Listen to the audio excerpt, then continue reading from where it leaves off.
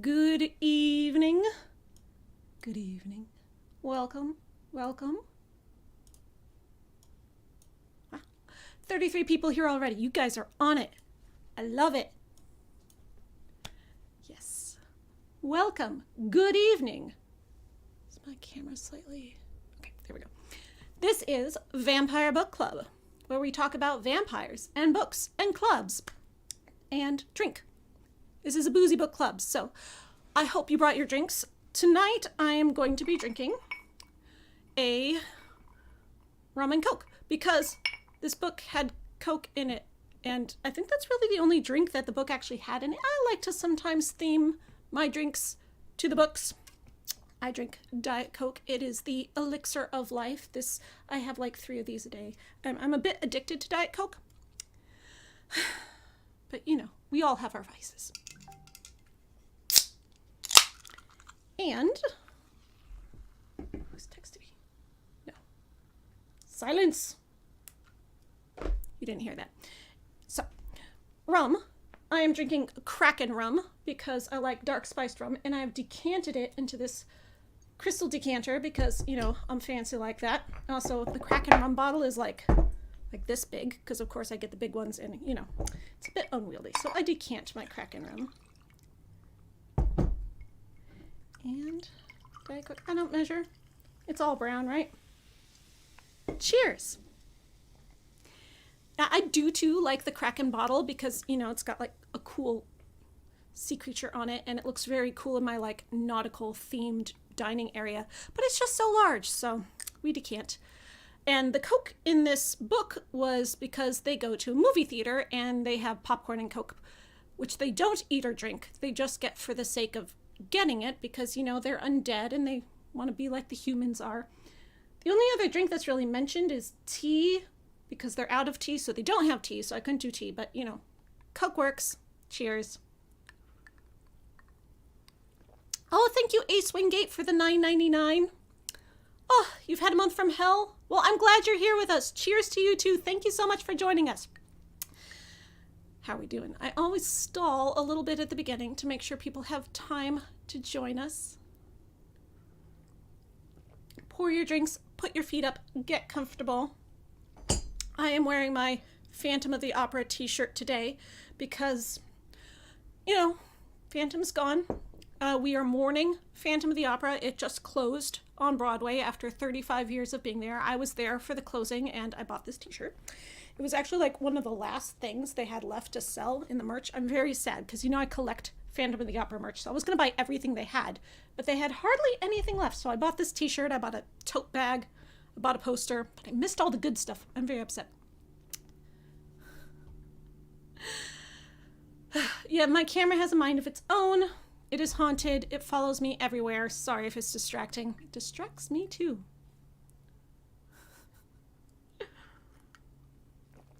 Yes, it is over now, the music of the night. But what's not over is vampires and books and clubs. So this month, for the Vampire Book Club, we read Reluctant Immortals by Gwendolyn Kiste. Someone in the Discord told me that Kiste or Kist means coffin in Norwegian, I think is the language, which is really cool. I don't know if that's a pen name or if she just happens to have a really badass name for her writer's book, but I have not read any of her other books, so I have heard a lot about her. I have a few of her other books on my bookshelf meaning to read, but this was my first book by her, and I was very excited about this book when I first heard of it because it is a crossover between Dracula and Jane Eyre, 2 of my favorite classic gothic novels, but a sequel of sorts set in a modernized time period in 1967. So Dracula and Jane Eyre happened in the 1800s. And the idea is that those characters from those books are still alive because, of course, they're immortal, reluctantly immortal, into the 1960s. And it's set in 1967, the summer of love in California with all the hippies and all the fun times.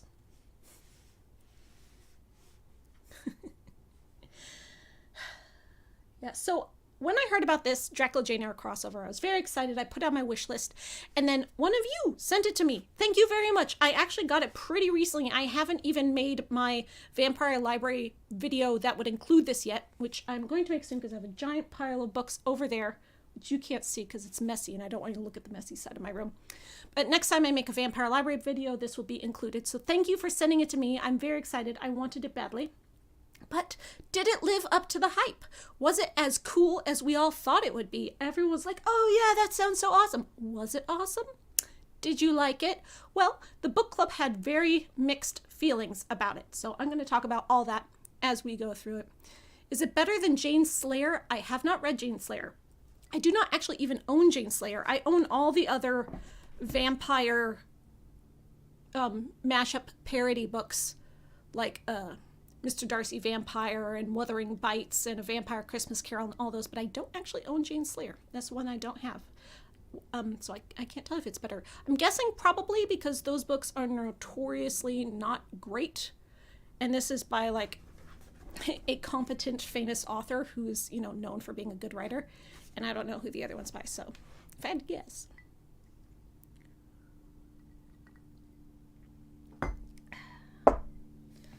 Rum and Coke. Anyway, so Reluctant Immortals. The premise of this book is that it focuses on the characters who were forgotten in the classics, the women who were left behind and relegated to footnotes. We are talking about Bertha Mason Rochester, Mr. Rochester's first wife, the mad woman in the attic, the crazy wife that he locked up in his attic and kept secret while he was seducing Jane Eyre. And wanting to marry Jane Eyre, he doesn't tell her he's already married and that his wife is still alive and living in his attic and is apparently mentally unhealthy. She likes to burn things. She's a pyromaniac.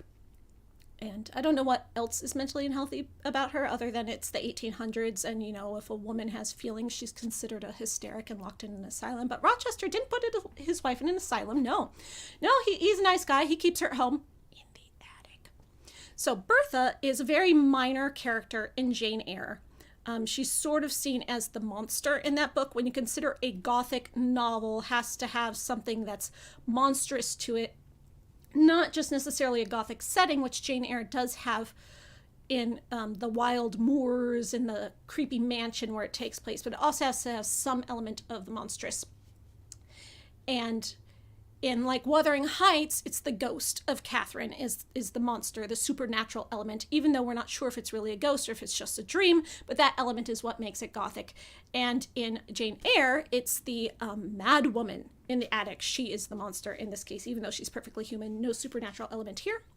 Yet, this book has added a supernatural element to Jane Eyre in that Bertha and Rochester and Jane are all now immortal. Reluctant immortals. Not Rochester. Rochester very much wanted to be immortal, and then he forced immortality upon Bertha and Jane. And at some point, he ran off with Jane to live happily ever after. And Bertha was left behind. And now she's immortal. She's not a vampire. She became immortal because... Okay, so in this book, Rochester is a bad guy. In Jane Eyre, he is not a bad guy. He has flaws. He has very many flaws, but the book is his redemption arc. He ends it as a good guy. You know, it was not cool of him to try to get married to Jane when he was already married to Bertha. That was not cool. Locking Bertha in the attic was not cool, but he's supposed to be a romantic figure in the book. It is supposed to have a happy ending with him learning his moral lesson. He gets very badly injured, so he sort of, pays the Christian penance for his sin. He ends up blind, he ends up disfigured and crippled before he can finally find his happiness. And that's his atonement, his redemption arc. And him learning that what he did was wrong, and now he wants to be good, and he ends up with Jane Eyre, who is like the very model of a modern major Christian woman. Very pure of soul, very stalwart and strong, and she helps redeem him. She can fix him. She saves him. And Bertha dies because the house burns down, which is how Rochester gets injured. And in this book, Rochester wasn't just flawed, wasn't just, a man of his time is doing awful man things of awful man times because that's how men be in the oldie times.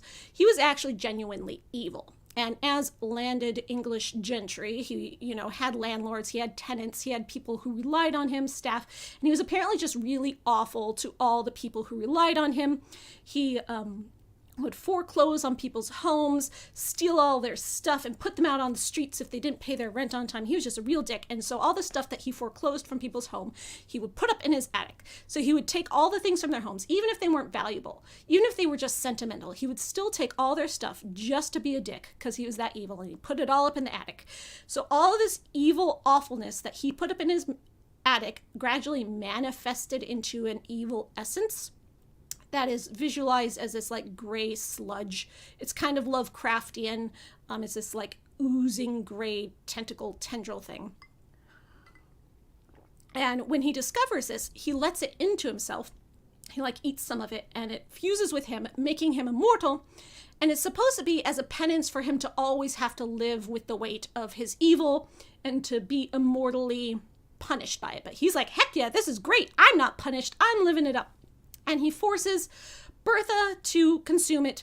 But when she's not immediately into it, because in this book, Bertha was completely mentally healthy, totally mentally healthy. But she didn't want to be immortal. She didn't want to have this evil sludge put into her. So she fought it. It still went into her. It still made her immortal, but she was really mad about it. And Rochester was like, what? You don't like that I did this to you? Fine. You get to stay in the attic forever. And he just locked her up there to be a bitch. So she's completely mentally healthy. She's just forced this on her, and that's why everyone thought she was crazy. They put her up in the attic. And then later on, he does the same thing to Jane, but after Bertha burns down the house, he apparently doesn't get disfigured at all, and he and Jane run away to live happily ever after. Ever after, because they're immortal now. But Bertha's free. She dies in the fire, but then resurrects, and she goes off and she lives her life until one day she meets the vampire Lucy from Dracula, because Lucy in Dracula dies. The proper vampire, she's slayed by vampire slayers.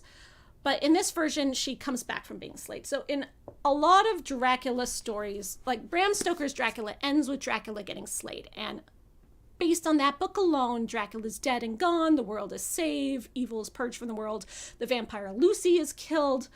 Lucy being the sweet, innocent maiden that he turned into a horrible, voluptuous vampire with wanton tendencies. And his 3 evil vampire brides are slain, so all the world is free of vampires. But in many Dracula movies and Dracula sequels and iterations of Dracula that you may be familiar with, Dracula always comes back because, you know, he's Dracula. You gotta bring him back. So he keeps getting resurrected. It's kind of like a running joke that Dracula can get slain, and then the next movie he just comes back to life somehow. So this book plays on that movie stuff, and it makes it so Lucy also came back to life the same way. So usually when a vampire is slain, they stay dead. You know, you put a stake in their heart, you chop off their head, you put garlic in their mouth. That works. That actually kills vampires, except for Dracula and, for some reason, Lucy. She is not like the other vampires. For some reason, she keeps coming back, even though she doesn't want to, because she's a reluctant immortal. She doesn't like being immortal. She doesn't like being a vampire. You know, in Dracula the book, she becomes the bloofer lady. She's abducting toddlers and drinking their blood, and she becomes like a local cryptid, and everyone in town is scared of her, and that's how they find out she's a vampire. Apparently, she didn't actually do any of that. That was all just, you know, propaganda against her. It was all lies. She never ate an innocent person. She never preyed on anyone. She always resisted her vampire urges, her vampire hunger all along. She was always good. The only person's blood she ever drank was Dracula's. And even though she's like constantly starving and blood craving, she controls it. She keeps it in, but it makes her really like mad. So Lucy has gone from this sweet, innocent, pure, perfect Victorian girl to this like really cynical, angry, bitchy old lady. She still looks young, but she's just so mad and get off her lawn because she's hungry all the time. It'll do that. She's hangry. So she and Bertha meet one day because, you know, they're both British. And they decide to be roomies. It's not a romance. They are purely platonic. They live together. They're both these reluctantly immortal women surviving in a man's world, figuring it out. They have no money. They have no resources. They're poor. Lucy is too moral to steal money from people. She's not like the vampires, like, oh, I can just like eat someone and steal their money. No, she's too moral. She would never do that kind of thing. She has some jewelry that, you know, because she was a wealthy woman in life, so she still has some of her old jewelry. And they live off that for a while in England. And also, after Dracula was slain by Van Helsing and stuff, he came back. But then he was slain again. And this time, when he was slain, she figured out that, you know, the whole thing about Dracula having to sleep in the earth, and that's how he lives the earth from his homeland. Well, she figured out that if she took the clay from the dirt and fired it into containers, she calls them urns, and put Dracula's ashes in those urns, he can't escape from it. Because normally if Dracula's ashes are there, the ashes will just rise up and turn back into a Dracula. So she splits him into 4 clumps of ashes and puts him in 4 separate urns made from the soil of Transylvania that she has fired into clay pottery, because apparently she has that power.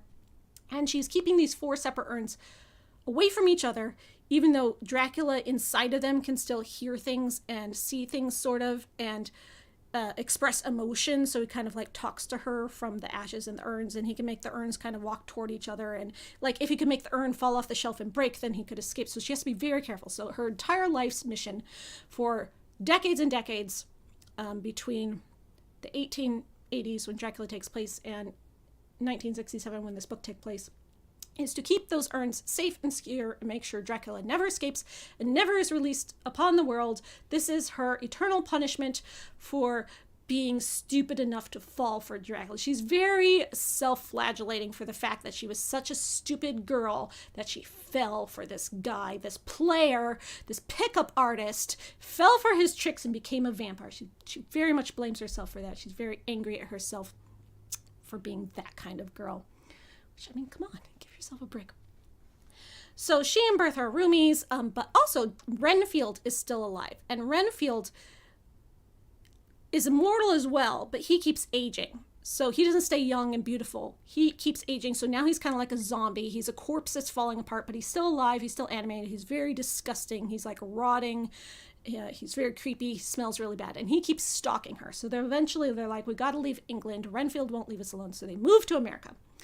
And they move to America, and they move to California, and they sort of, bop around for a while until we get to 1967. They're living in a little house that they bought with the second to last piece of jewelry she had. She's only got 1 piece of jewelry left that they're saving for a rainy day just in case they need it.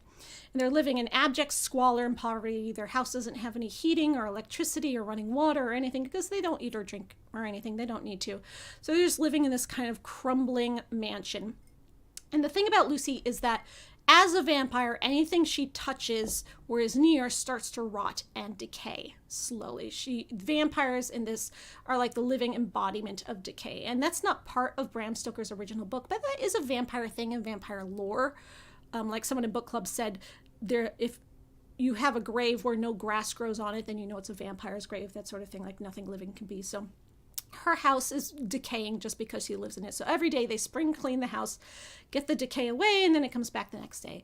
And every night they go to the drive-in movie theater and watch movies because they are very sad, lonely women who have no friends and no social life except each other. So they have their like fancy 1950s Buick convertible, this big black gas guzzler of a car.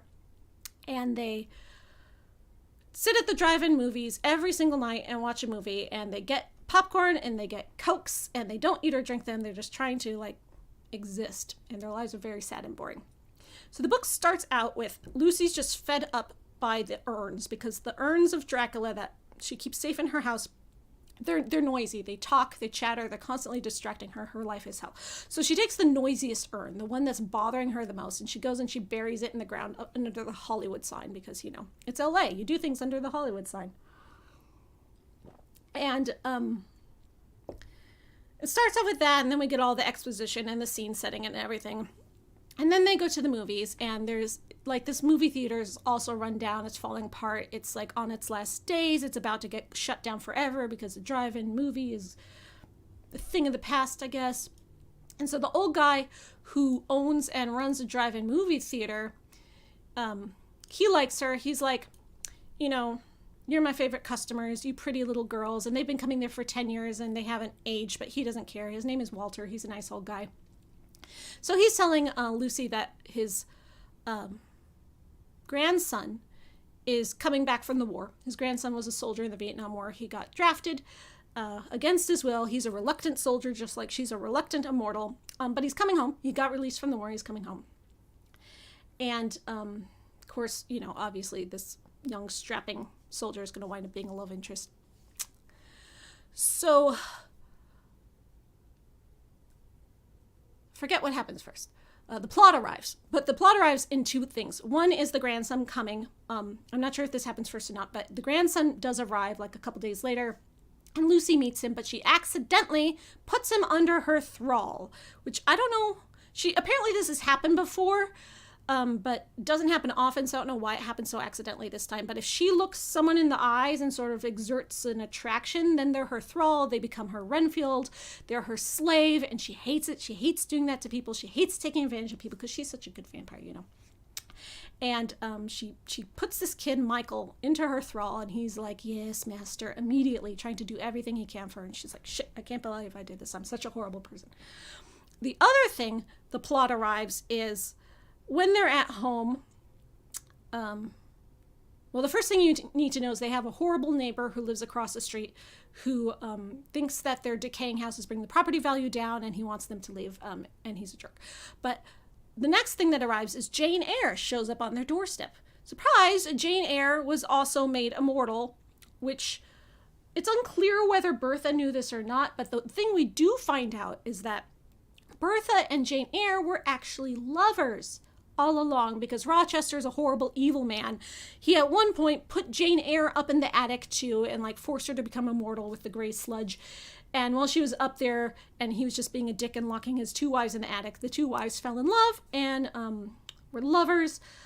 But Jane, even though Bertha was completely over Edward Rochester and she's like, I hate him, I'm never going to be with him, Jane still kept going back to him. She was like, but I can fix him. I can fix him. So she runs off with him and she stays with him. And Bertha always felt sad that she lost her girlfriend and, kind of betrayed. But Jane Eyre shows up. Oh, so earlier we find out that not only can Lucy hear the urns, hear Dracula calling to her from the urns, they can also hear Rochester's voice on the wind calling to Bertha because, he's immortal, he has that power. But this is a kind of thing in Jane Eyre. In Jane Eyre, there's this very spiritual scene where Jane is trying to decide what she should do, whether she should marry some other guy, whether she should just leave because, Rochester betrayed her by being a bigamist. But one day she hears his voice on the wind calling to her across the moors in a way that's not humanly possible. It's supernatural. And that hearing his voice is what calls her back to him. And that's where she goes back and the whole fire thing happens and they fall in love. So that is part of Jane Eyre. So they're hearing Rochester's voice on the wind calling Bertha. Apparently he does this to Bertha too, not just Jane. But it's not sexy this time. This time it's creepy and he's stalking her. And, so they hear him. She lives in torment. Lucy lives in torment. So Jane Eyre shows up on the doorstep. And she's like, I know that Rochester's been calling you. I hate him too. He's a horrible husband. He's abusive. He's sleazy. He's a jerk. And I want to get away from him. I finally came and found you, Bertha. We can be girlfriends again. I'm done with him. I'm really done with him this time. And Bertha's like, wow, yay, finally you came to your senses. So Lucy, who's the narrator of all this, and as I said, she's a very angry, cynical person. So everything is, she kind of talks like a noir detective the entire novel. This is the book of similes. Everything is a simile. It was as soft as this. It was as harsh as that. It was as good as this. You count the similes in this book, there probably would be 2,000. Very noir detective talk. So she's not jealous of Bertha and Jane, but it makes her uncomfortable. It's messing up her routine. They got this new girl there, this new immortal thing. And she doesn't really know how to feel about it. And also Lucy's decay is getting worse. She used to be able to control the decay that's coming out of her, but it's getting worse. The decay is coming faster. She can't control it. She's also really upset about what she did to Michael, the soldier, by putting him in her thrall. So she kind of goes off to be by herself. And she's dug up the urn that she buried of Dracula, which is a good thing because the urn had almost wormed its way up out of the dirt and was ready to escape because Dracula has that power. So the next day when they're doing their usual spring cleaning thing, Jane offers to help. But Jane finds one of the hidden urns And she's like, what do I do with this? And they're like, no, I don't know why, but apparently she's like, whoa, and then she drops the urn and it shatters and breaks and Dracula's ashes go whoosh, I'm free, and he runs away. So this like cloud of Dracula ash is now free, and it's drawing Renfield towards him because it wants Renfield to come and find the other urns, break them all open, because all 4 urns need to be open for all the Dracula ashes to come together and make a full Dracula. And Lucy is very upset. She thinks Jane did it on purpose, and Jane is like, no, it was an accident. I'm so sorry, it was an accident. And Bertha is like, Lucy, don't blame her. She didn't know. But Lucy's just like, I don't care. She still did it. She's still awful. And she's like so mad and angry about it. But then Renfield shows up, and they've got bigger problems because he's this creepy zombie, and he's trying to get them, and he's trying to get the other 3 urns. And it all, at one point, they take Jane to the movies at one point, and I think this is when the whole Michael thing happens. But Lucy overhears Jane talking to Rochester's voice on the wind, clearly displaying that Rochester had sent her as a spy, and that she's not actually there because she's in love with Bertha, and it was all a ruse. And it's because she catches Jane as that, and then she tells Bertha, or like it comes out with Bertha, Jane leaves. She runs back away. She goes back to Rochester, and Bertha's very upset. And then Renfield shows up, and then the house catches on fire. So they get the 3 urns out of the house, but they lose the last jewelry that was supposed to be their money. So they lose everything. Their house burns down. Renfield burns down in the house, so they think, but he winds up coming back because of course he does. They get in their rusted out bucket of a car, and they drive. And they have nothing except the 3 urns, the clothes on their back, and their car. And they're trying to escape Renfield, and they don't know where to go. And they know that Jane went back to Rochester, which means she's gone to San Francisco, because she told him that's where she lives. So, like, the only thing we know is to go after Jane. Bertha kind of wants to reunite with Jane. She believes she's innocent. She's like, no, we have to save her from Rochester. He's abusive. He keeps making her go back to him. We can save her. And Lucy's just not here for it, but they got nowhere else to go. So they drive up to San Francisco. And on the way there, they pick up a hitchhiker who's this very sweet girl, young woman named Daisy. And no, she is not Daisy from The Great Gatsby, which would have been cool. She's just Daisy because she's a flower child, and all the women in this book have flower names, as we find out later. And they take her up, and they tell her that they're looking for Jane Eyre, and she's like, oh, I know some Janes. I know the whole scene, the party scene in the Haight-Ashbury district, which is, the whole Summer of Love thing. 100,000 young people hanging out there partying 24/7. She promises to introduce them to every single Jane she knows. And they get up there, and they have the 3 urns. One of the urns is the angry urn, and it's very hot, so they have to leave that urn in the trunk. I think, I'm sorry I'm blanking, but I think Renfield got one of the urns and set that free, so the 2 urns have now combined to make a bigger Dracula cloud, so they only have 2 urns left. Or that happens at some point. So, they get up to San Francisco. They leave the angry urn in the trunk. Daisy takes them into her giant hippie house, which is full of hippies meditating and doing drugs. And they're having a big old hippie party. And she asks around to see if anyone knows anyone named Jane. And Lucy and Bertha have been they were on a fire, so their clothes are all messed up. So she gives them changes of clothes to wear. And okay, they have to change their clothes a lot in this book because their clothes keeps getting messed up. So they keep just finding random dresses on the floor, like you do in a hippie flop house, and just throwing those dresses on. But apparently they're not wearing underwear or bra this entire time.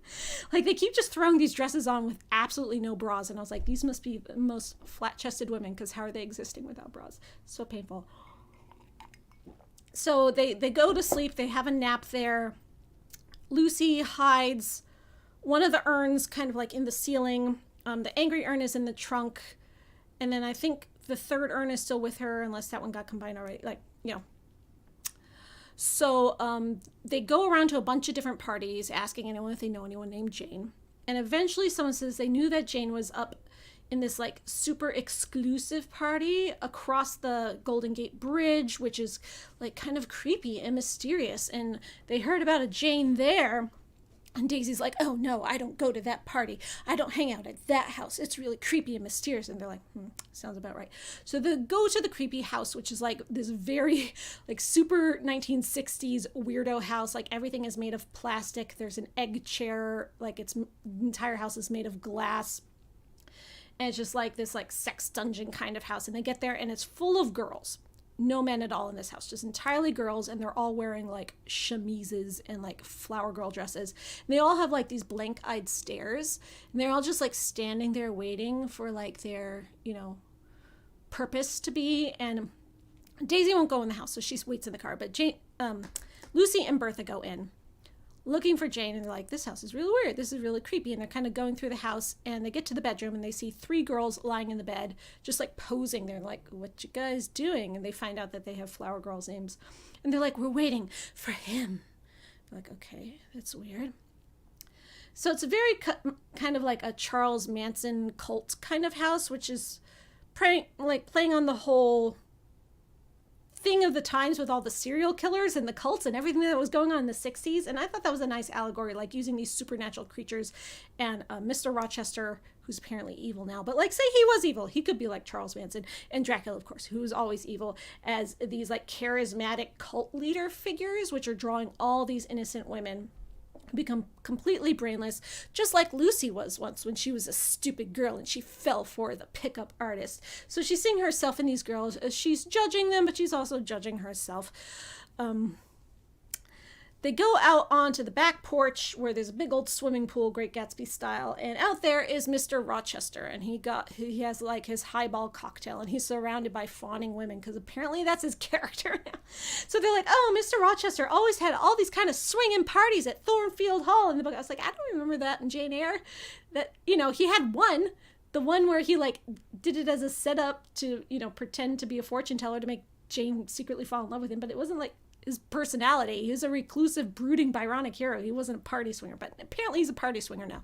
So he's got all these girls there, and they're all like, oh, daddy, come pay attention to me. And because he's immortal, he's kind of like promised these girls the secret of immortality or something, and they're all just like waiting to have it be fulfilled. And he's like, hey, Bertha, baby, you're back. I knew you'd come back to me. Of course you did. You could never resist me. And Bertha's like, hey, sleaze, I hate you. So they're looking for Jane. And eventually, like, Jane does show up. And she's like, yes, I was here. I did betray you. But I didn't really want to. Trust me, Bertha, I really do still love you. And Bertha's like, no, you're lying. I don't know who to trust. So they kind of escape from that house. Rochester wants Dracula's urns for some reason. They don't know why yet. Turns out, going out order here, Rochester, being immortal with his gray sludge Cthulhu tentacles, wants to make more people immortal. He wants to have an immortal harem of women because apparently he's a cult leader now. But because his house burned down, he doesn't have that sludge anymore. So he's apparently learned Dracula exists somehow because he can hear his voice on the wind.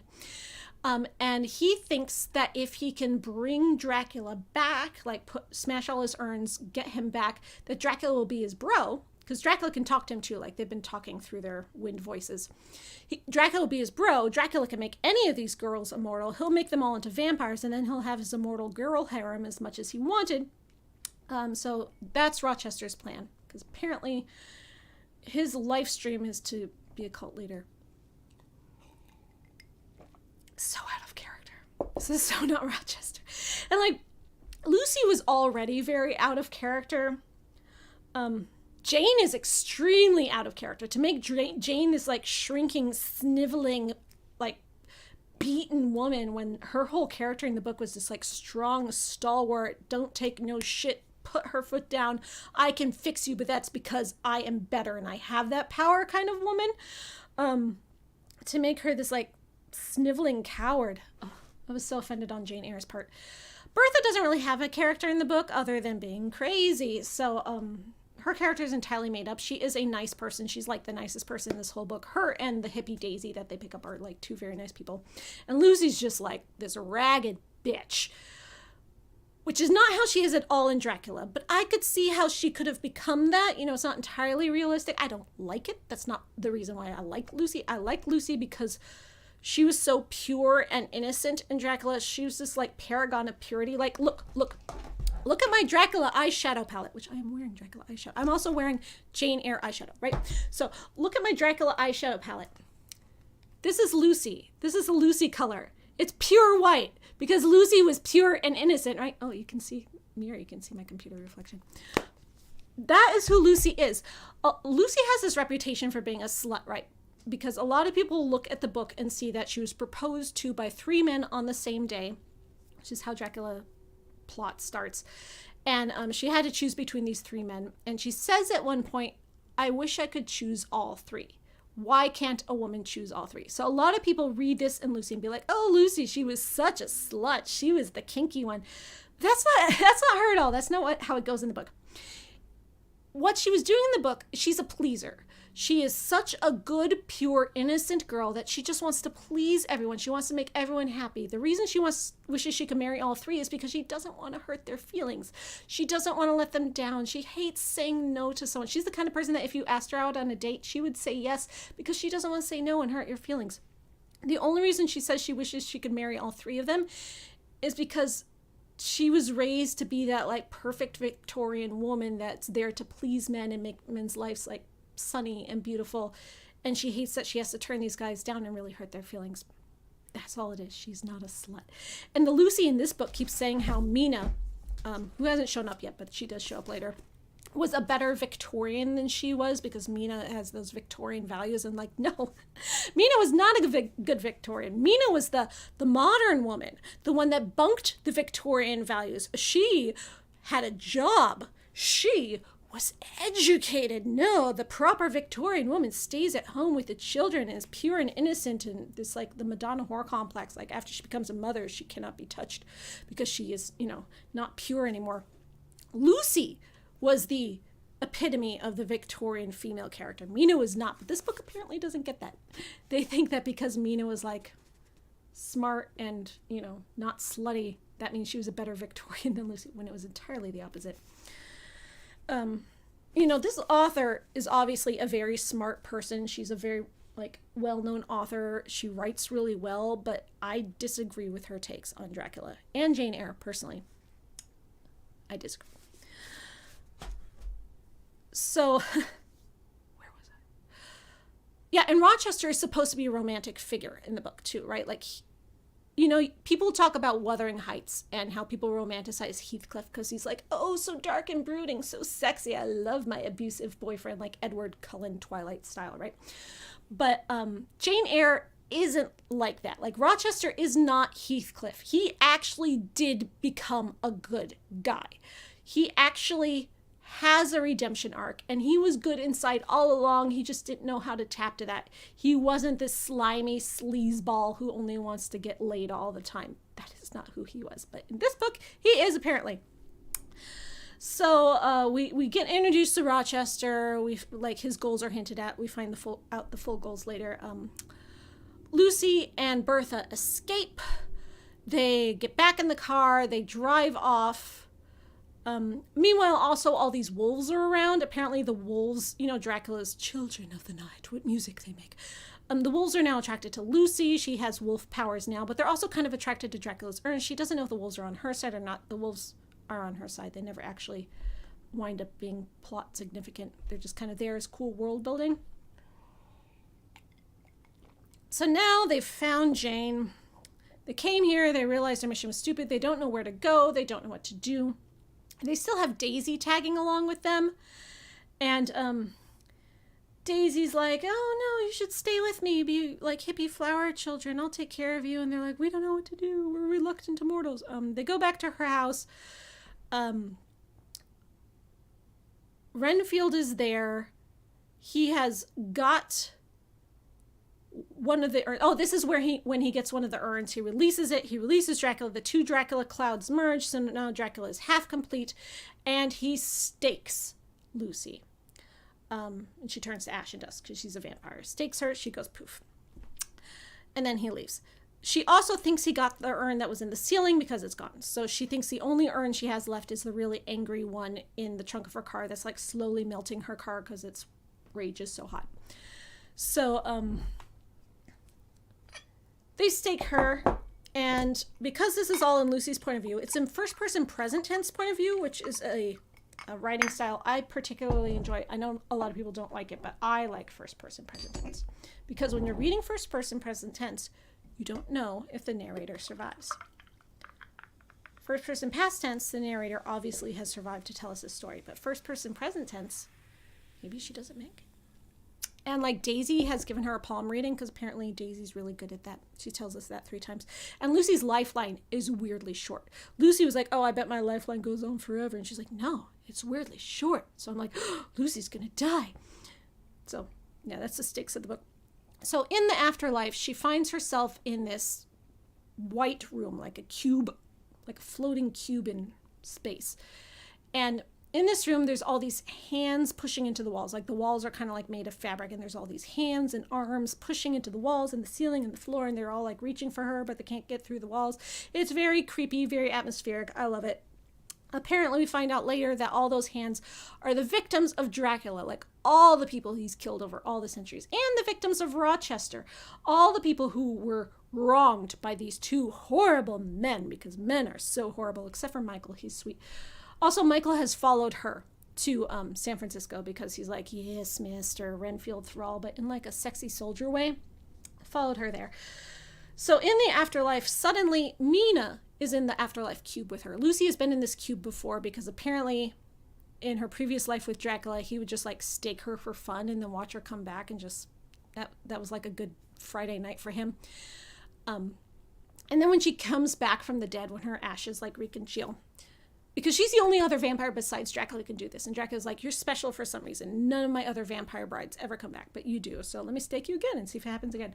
She comes back very hungry, so she has to drink Dracula's blood, but she never drinks any human's blood, only his blood.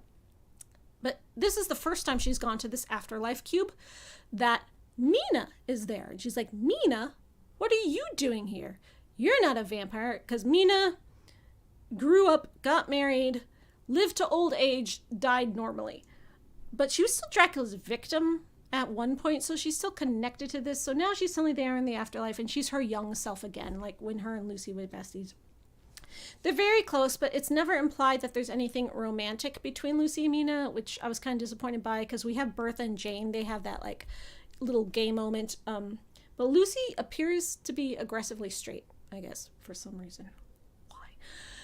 So Mina's there, and she's connecting with her, and they kind of do the whole reminiscing thing, and we get some like Dracula, the book recap. But then Lucy fades out of the room as her ashes congeal, and she comes back and wakes up from death back into her body, and she's stark naked, because when she turns to ashes, apparently her clothes turn to ash, but they don't come back with, I don't know why she didn't just keep the dress she had on if it just like fell to the floor. Considering it was the only thing she was wearing, no bra, no underwear, no shoes. So she comes back, she's naked, but wrapped in a blanket, and like all the hippies in the hippie house are sitting there staring at her. Like, wow, far out, man. How did you do that? Tell us the secrets of the afterlife and the world, and tell us everything. She's like, what's wrong with you guys? And they're like, we're so high right now. She's like, no, I'm a vampire. And they're like, yeah, far out, man. Tell us about it. So she runs away from them. She has no time for this nonsense. Bertha's like, Lucy, wait. She runs up. She's looking for the other urn. That's when she finds out that it's gone. Like, oh, Renfield must have taken that too. So now he has the 3 urns. And Dracula is now 3/4 complete. And the only urn she has left is the one in the trunk. And then they're going... She puts on another dress that she finds, like, crumpled on the floor. She's always finding dresses lying around and just throwing them on. But this dress is even shorter than the last one. She's so scandalized that her thighs are showing. So she and Bertha and Daisy, who's always along for the ride and wants to help them, and Michael now, because he's there too, go out looking for Renfield. They still have the 1 urn in the trunk of their car. It's really hot and it's kind of melting through the car. So they're kind of driving. They decide to leave town. Okay, that's it. Yeah. Bertha and Lucy decide to leave town. They leave Daisy behind. Daisy's like, take me with you. They're like, no. So they drive, but apparently it's like music festival day in the High Ashbury, and like the streets are all crowded, so they can't get very far in their car. And Bertha sees Jane Eyre out in the park, and she's like, Jane! And she jumps out of the car and she goes after her. So Lucy's just sitting there waiting for her to come back, and she's like, that Jane is a traitor. I bet she's just here to lure Bertha out. She's not really here to reconcile. And while she's gone, the 3 girls that she saw waiting in Rochester's bed, to be chosen, show up at the car, and they're looking for the last urn, and they're like kind of harassing Lucy. But she's lost her strength. She did have like super vampire strength before. She was very powerful, but she's lost it now. She's very sluggish, and she's like thirsting, and like every single moment she's like, I could bite you, I could drink you, I could bite you, I could kill everyone here, but I know I'm not that guy. I'm not going to do it. Resist the thirst. So she can't really fight these girls because she's so weakened.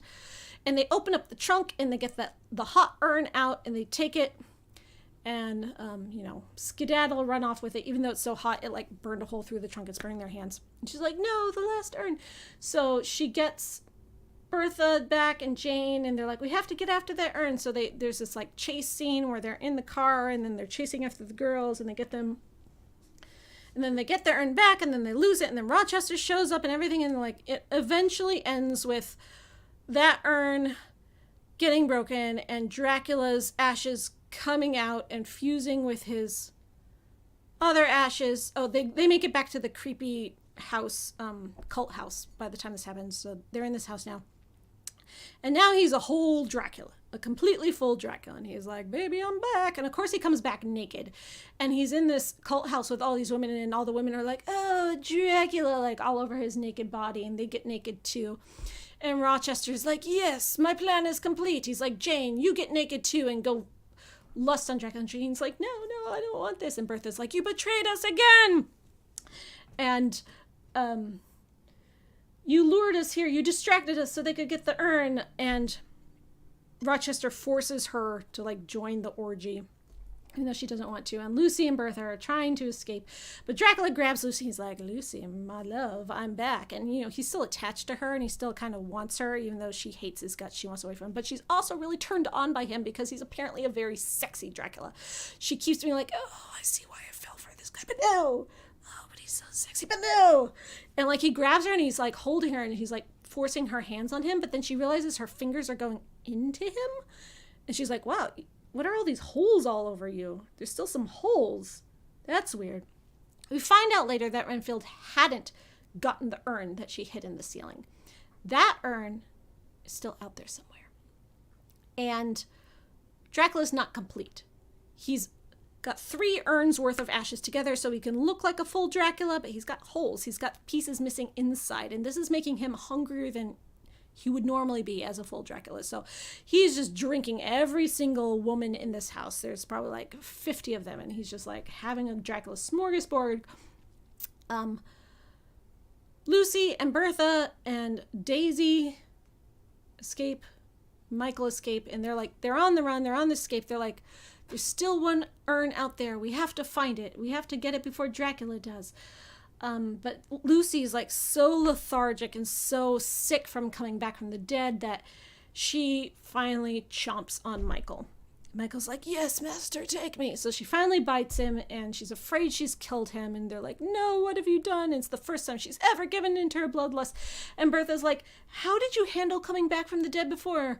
And Lucy's dark secret is, I drank from Dracula. He was always there, and we had blood sex, and I regret it. So they rush Michael to a hospital, and it's apparently this brand new clinic that just opened where they ask questions, but if you don't answer the questions, they're cool with that. And Michael's okay. He survives. He's like blood lossy, but he's going to be okay. He's going to survive. So they go back to the hippie house. They're like, where is that other urn? It has to be here somewhere. And there's a sign on the hippie house door that says, don't enter. There's a plague here. So they enter and they go in, and they find out that these 5 hippie girls have found the urn and built a shrine around it and painted the urn like all this psychedelic mushroom paint style. And they're sitting there like chanting and doing a ritual around the urn. And Lucy's like, what are you guys doing? And they're like, it speaks to us. It has a secret of immortality. And she's like, no. So they fight, and she gets the urn, and she eventually gets it away from these 5 women, and she runs off.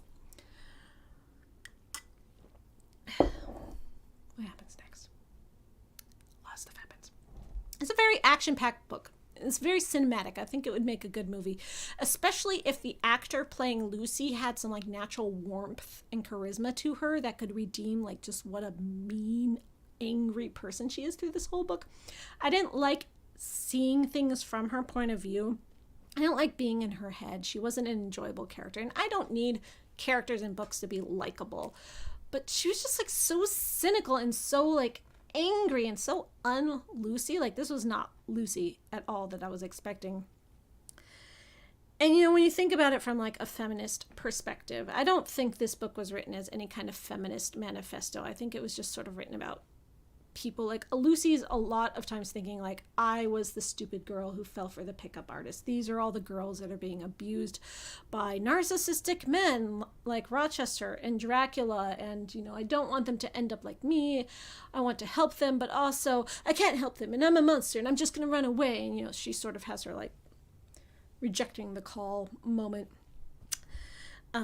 So they get the urn, and then there's a scene where Lucy kind of wants to just leave them all because she thinks she's too dangerous to be around them. She'll bite Daisy or Michael again, so she gives the urn to them, and no, she takes the urn and leaves. I don't know. She leaves. She separates from the party. Always a bad idea. She goes off. She runs into Renfield again. He's scary, and then eventually she runs into Dracula. Oh no, she left the urn with Daisy. Daisy has a purse because no one has any pockets in these stupid dresses they're wearing. They're just carrying these jars around. So Daisy has a purse. She puts in the purse. She leaves. And she runs into Dracula. Dracula's driving her car because he stole it. And he's like, hey, Lucy, want a ride? I'm here in my sexy convertible with my babes. And he's got the three girls in the back of the car that he is like now obviously drank from. And they're like his new three brides. And she's like, no, I'm not going to get in the car with you. Hey, you girls should leave. He's going to kill you. He's a bad guy. And they're like, man, you're a real buzzkill. And eventually Dracula gets her to get in the car because she's worried about the girls and she kind of wants to help them. So that's how she gets in the car, and then he drives off, and she's like, has some witty banter, and Dracula still like wants her to love him because he's that kind of guy. I don't know. Dracula is very obsessed with women loving him. Like, that's his whole life's existence in this book, apparently. And so is Rochester, apparently. That's why he wants to be a cult leader. These men value themselves by how many women they can get, conquest, or like keep, you know, that kind of thing. So she ends up alone with Dracula. They take a walk. He's like, where's my last urn? Need that last urn. Give me the last urn and I won't kill your friends because I'm Dracula and I can fucking do that. And she's like, no, I won't give you the last urn. And she left it with Daisy, so she doesn't want him to go after her. So they're walking along. I'm sure I'm skipping stuff at this point, but at some point they're walking along the Golden Gate Bridge. And she's like, I could shove him into traffic. The traffic is right there. I could just push him and shove him into traffic, but he's bigger and stronger than me, so I have to be careful. So she's like thinking of how she can kill him. But she's still also drawn to him because he is so sexy. And he tries to get her to join him, to come back to him, and she's like, no, I never. And then he shoves her, but he doesn't shove her into traffic. He pushes her off the bridge, and she's like, at least he didn't shove me into traffic. And she falls into the water. She's like, this is it. My life is over. I'm just going to float here in the water and be flotsam and jetsam forever. She's so emo. But then Renfield is also there, and he jumps in, and he saves her, drags her to shore. She's like, why are you saving me? Is this part of your evil plan? He's like, no. Dude, I'm under his thrall, but I don't want to be. I know how evil he is, and sometimes I have moments of clarity, and I want to help you. I want to stop Dracula too. My life is horrible. I'm a zombie. Look at me. My eyeball fell out. She's like, I can't trust you. And he's like, ugh. Obviously he can't trust me because he can work his Dracula magic, and I'll be like, yes, master, at any moment. But these are my real feelings that I'm having right now. So, you know, I'm trying to help you while I can. And she's like, ugh, help. So he takes her to where he lives, where he's been staying, which is this carnival, like fake Coney Island thing. I don't know if this is based on a real amusement in San Francisco at the time, but it's basically like Coney Island, but in San Francisco on the beach by the Golden Gate Bridge. And it takes her to the fun house where there's this maze of mirrors, but of course she's a vampire. She has no reflection. She can't see herself in the maze of mirrors. And he's like, yes, I live here in the roller coasters during the day and I hide in the dark and everyone's laughing here. And I want to come out and join them while they're laughing. But if they saw me, they would stop laughing because I'm really creepy. So I just have to live in the shadows and that's my suffering. And so you start feeling like really sad for Renfield. And you start really, like, Renfield's a very sympathetic character in this. Poor guy. But he's trying to get her to go back and like stop Dracula because he wants to stop Dracula too. But she's like, no, I could just live here in the funhouse too. And he's like, no, bitch, go back and stop Dracula. So he eventually like convinces her, tells her that Dracula's going to go after her friend who has the urn in her purse. So Lucy, like, you know, finally responds to the calls to action. She gives up being emo. She goes back to her friends, tries to save them. Now we're like getting towards the climax.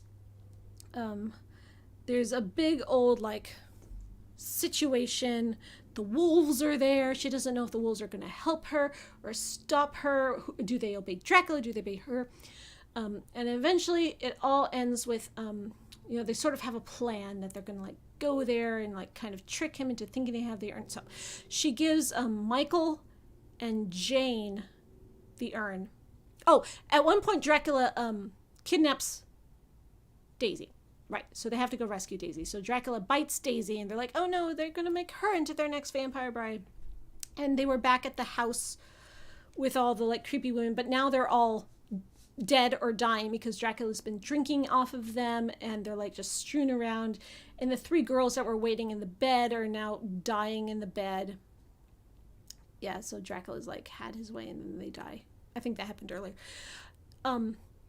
So she gives the last urn to Jane Eyre and tells her and Michael to drive back to Hollywood. And Bertha's like, can you trust her? She sort of deliberately smashed the first urn. And she's like, I don't know, what choice do I have? So Jane Eyre and Michael drive off with the last urn. And she and Bertha go and they rescue Daisy. They eventually get her away. And they get in their car and they make their escape and they drive back to LA.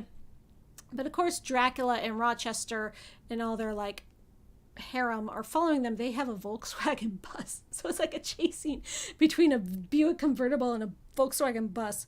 One other cool detail was that Rochester's like super swank pimp house has completely decayed and crumbled just because Dracula's been in it because his crumbling rot exuding works faster than Lucy's. So he makes the whole house crumble. And Rochester's like, no, my house, my super swanky pimp house. It's just, it wasn't supposed to be like this, Dracula. You're supposed to be cool, man. You're supposed to come and help me with these women I want to get. And Dracula's like, I'm Dracula. I don't care. I just used you to get myself to come back. Like, I'm not actually your friend. And Rochester's like, you promised. And, you know, it's a whole, like, villain versus villain fight. So they all go back to LA. They find Jane and Michael. Well, first they go back to their old house, which is burned down. And, oh, okay, I missed this earlier. So when they were at the house, the hippie flop house, after they'd escaped Dracula one more time before she sent them off with the urn, Dracula and Rochester had caught up with them and locked Bertha and Jane and Michael in the attic, and Lucy gets locked in the attic too. She tries to fight them. She fails. That's when they get away with her car before they go back up to the house and see all the decay. So there's this big scene earlier where they're all trapped in the attic. And of course, Bertha's like, no, clowns will leave me. No, I'm in the attic. And she's very upset. And Jane is trying to be like, but Bertha, I love you. And she's like, you betrayed me too many times, bitch. I don't love you back. So the only way that Lucy can get them out of this locked attic is to get them to stake her again so she can turn into ash, and then they'll like push all the ashes underneath the door because there's like an inch underneath the door. Push all the ashes underneath the door, and then when she comes back to life on the other side of the door, she can open the door and set them free. So that plan works. But while she was ashed, dead a second time in 2 days, she goes back to that room with the hands pushing in the walls, and Mina's there again, and they have another heart-to-heart. And the walls are getting closer. The thing is getting darker. Like, the room is becoming more ominous, right? So this is set up for later. Okay, so back to like when they all eventually do escape. They go back to LA. Bertha and Lucy go back to their burnt out house. She looks around, she finds that ruby necklace, the last jewelry. She's like, finally, we have money again. We'll be able to live. But she also finds a silver letter opener that Mina had given her in life that she saved, even though she can't touch silver because she's a vampire and it burns her. But she takes that too. So they come up with a plan. Jane Eyre and Michael and Daisy, who's, sick and dying because she got bitten by Dracula, but she winds up like Michael, Michael got better. She doesn't go get a blood transfusion like Michael, but she's not a vampire yet. She's not dead yet. They take her back to the drive-in movie theater, to the old man who lives there, to his house, and they go in there and they rest and they recover. But they know that by the end of the day, Dracula and Rochester will catch up to them. So they know that they have a day to recover, and then at night, it's all gonna go to hell. So now we're at the climax. In the drive-in movie theater, which has now been shut down, and so it's just an abandoned movie theater. And Lucy and Bertha are just sitting in their car like they used to sit every night at the drive-in movies, and just be like, this could be it. We could be the end right now. Dracula and Rochester could show up if he gets this last urn. He could take over the world. What are we gonna do? We got to try our best. Do it for them. Do it for her. So the Volkswagen bus shows up. Rochester and Dracula come out, and they brought a dozen or so of the vampire brides he's made, all these girls that have now become vampires.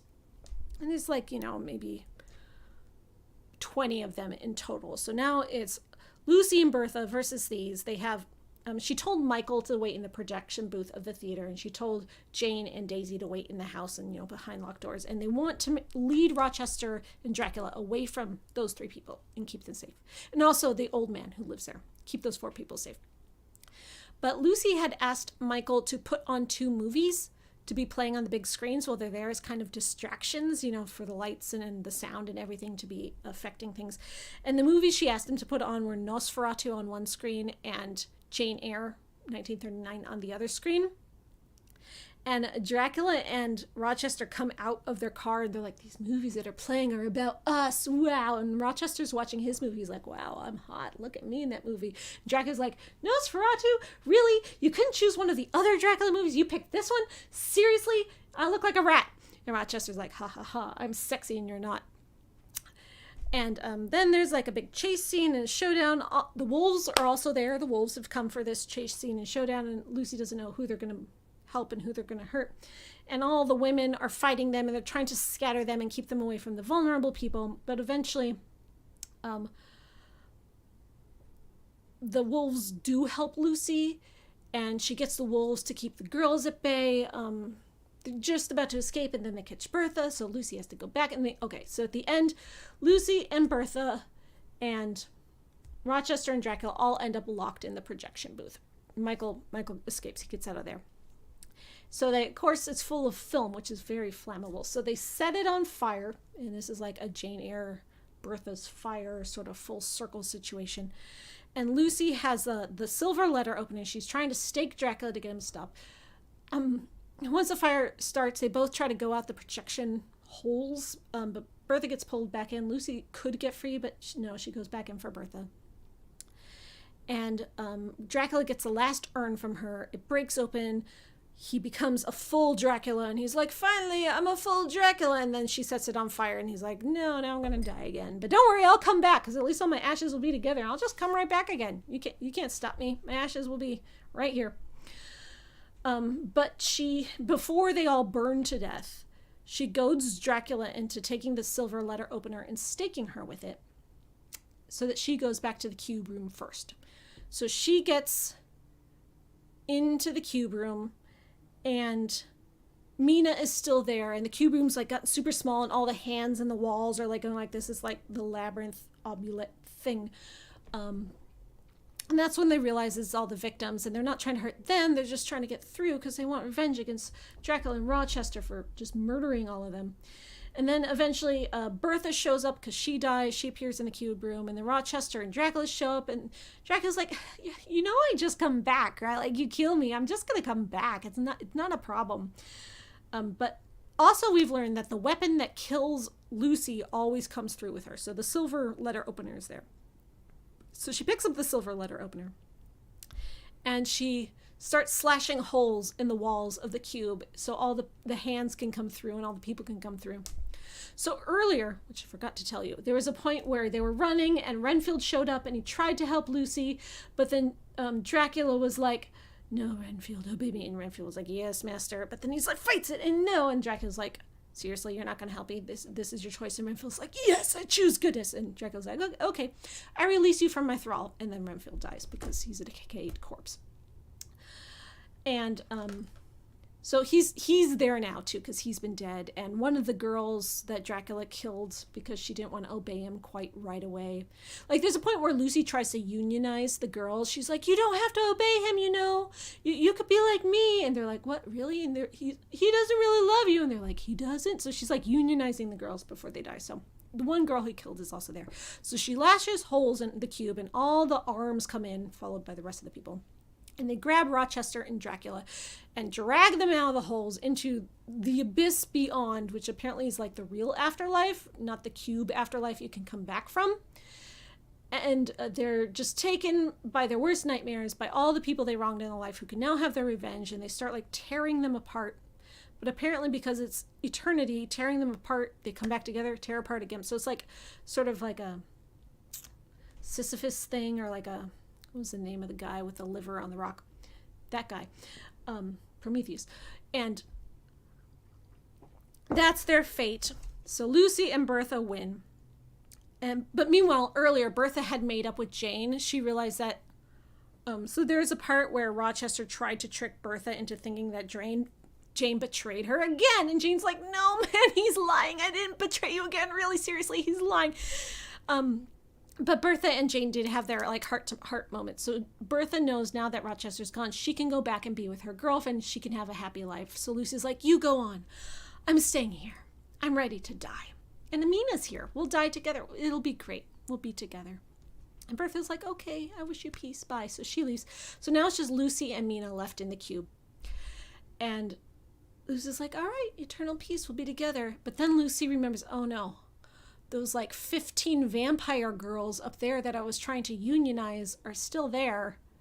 And they're not going to know what to do. They're not going to know how to fight their thirst. They'll all become like Dracula, eating people. I could go back and treat them how to be hungry and bitchy forever and never sate their thirst and show them that it's possible. And I could be like their teacher and their oh, damn it, I have to go back. So she goes back. She's like, Mina, promise next time I die, I'll stay for realsies. So she goes back. She becomes the leader of the vampire girls, their mentor, their teacher. Bertha and Jane hook up. They're finally trusting each other. They're finally girlfriends again. Cut 2 months later. Their lives are good. Daisy's feeling better. She's healed. Michael's healed. Michael and Daisy have fallen in love. And we're at a scene where they're back at the Hollywood sign on the hills because, everything has to come full circle. And she realizes that she can release Michael from her thrall the same way Dracula released Renfield. So she does it. She releases Michael from her thrall, which she could have done earlier, but she kind of liked having him in her thrall, and then she felt bad about liking it, so she's conflicted with herself. So she finally lets him go. She does the right thing. And she notices that she's been aging, and Bertha and Jane have been aging too. So she thinks that they're finally going to, even though she's still a vampire, they're finally going to grow old and be able to have a real life. And they can be like normal people, except don't eat or drink or sleep. So she lets Michael go. Michael and Daisy drive off. Summer is over. There's been like the protests and the big funeral of the Summer of Love. The hippie movement is ended. The Summer of Love is done. It's, kind of symbolic dying of the times. But Lucy ends the book feeling good about her decisions, feeling like she's found some purpose in life. She taught all those girls. They're all doing fine out there. Some of them show up and join her at the Hollywood sign, and they're like, hey, buddy. And they all live happily ever after just by being really hungry all the time. I'm sure I forgot many points. But yeah, that was pretty much it. How long did it take me to tell you that story? only an hour and 10 minutes. Sometimes I tell you the story of the book in like half an hour, and sometimes it takes a lot. It's not that big of a book, but a lot happened, and I guess I remember a lot, so I was able to recap a lot. I love recapping books to you. I know it's just like I'm just telling you what you already read, but it's fun. And it lets us think about it, right? So some people in book club were frustrated with this book for its kind of insubstantiality. Like they couldn't tell where the characters were, they couldn't tell who was in the scene, who was talking. They would forget that people were in scenes. They'd be like, oh wait, they were in a car, but now they're in a house. I didn't get that, maybe because I read it all really fast, so I wasn't forgetting things. But there was definitely kind of a dreamy feel to portions of it, especially when Lucy was really hungry and just kind of like staggering along and everyone was dragging her along. And I think that was sort of supposed to be like a psychedelic drug trip feeling to fit with the theme of it. So I think that was an intentional. I don't know if I liked it, but I could see what they were going for with it. So that was one thing. Biggest complaint is that the characters were all nothing like their canon characters. Which, at that point, we wondered why the author didn't just make them original characters. Why not just make Lucy a random vampire lady who has a random vampire guy, and everyone reading would be like, oh, this is inspired by Dracula, obviously, but it would be her own characters, and therefore Lucy's complete change in personality wouldn't have been so weird. Jane's whole, like, sniveling cowardice personality wouldn't have been so weird. I mean, Bertha, she has no personality in the book, so you do whatever, and I liked her character in this, but I didn't. The fact that they're like, Bertha was always mentally healthy all along. It was just the man who locked her in the attic because she didn't want to be immortal. How dare. I felt that kind of took away from her too, because, you know, poor woman, obviously, poor character, to be treated like a monster and to be the monster of the book, to be the frightening figure of the book instead of a sympathetic character and treated like a horror beast in most adaptations. Yes, I want her to be sympathetic. I want her to see her side of the story. But to completely strip her of the madness quality, which, you know, is pretty ableist, but that whole thing that defined her as the mad woman in the attic, just be like, no, she's a chill, normal, boring person. She has thoughts and feelings. She's nice. She's normal. She's like the calm one. What's even the point? Why are we exploring Bertha's side of the story if she doesn't even have the one particular thing about her personality that makes her Bertha? I did not like that Rochester was made so shallow and reduced to so shallow, and his complete emotional character arc from the book was just ignored and forgotten. I did like the addition of making Jane and Bertha lovers. I'm always here for some queer content. Obviously, that's not in the original book at all, but I enjoyed it. That was a change I did enjoy, and I did like that it took them a long time to come together with the whole trust issues. I wish Jane would have been more of herself from the book, because I think that would have been a better lover character for Bertha. I would have personally preferred that. The writing was good. The similes were fun. Like, I make fun of them. Like, every single page is a simile. And Lucy's cynicism, she'd be like, in the funhouse, she's like, we walked past a giant clown face smiling over the ride. I don't know what he had to be so happy about. And she'd be like, oh, I went and did this, but of course it was bad. Every single thing. She had, like, some cynicism to throw. It was like a noir parody. And like all the similes. See if I just like flip to a random page and find one. A choir of hideous giggles lilts through the air like a rancid lullaby. Whoa, I don't know what my camera is doing. Rochester and Dracula side by side, towering as tall as nightmares. Why do you keep... What is with this dramatic zoom?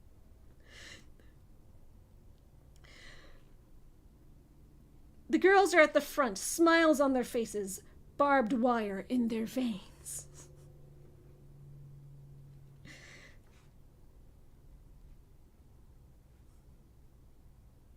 So many similes.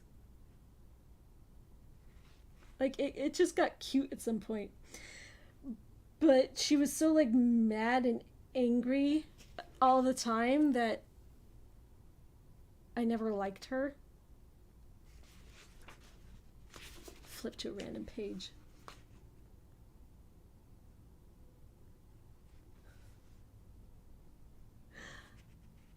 I'll find something.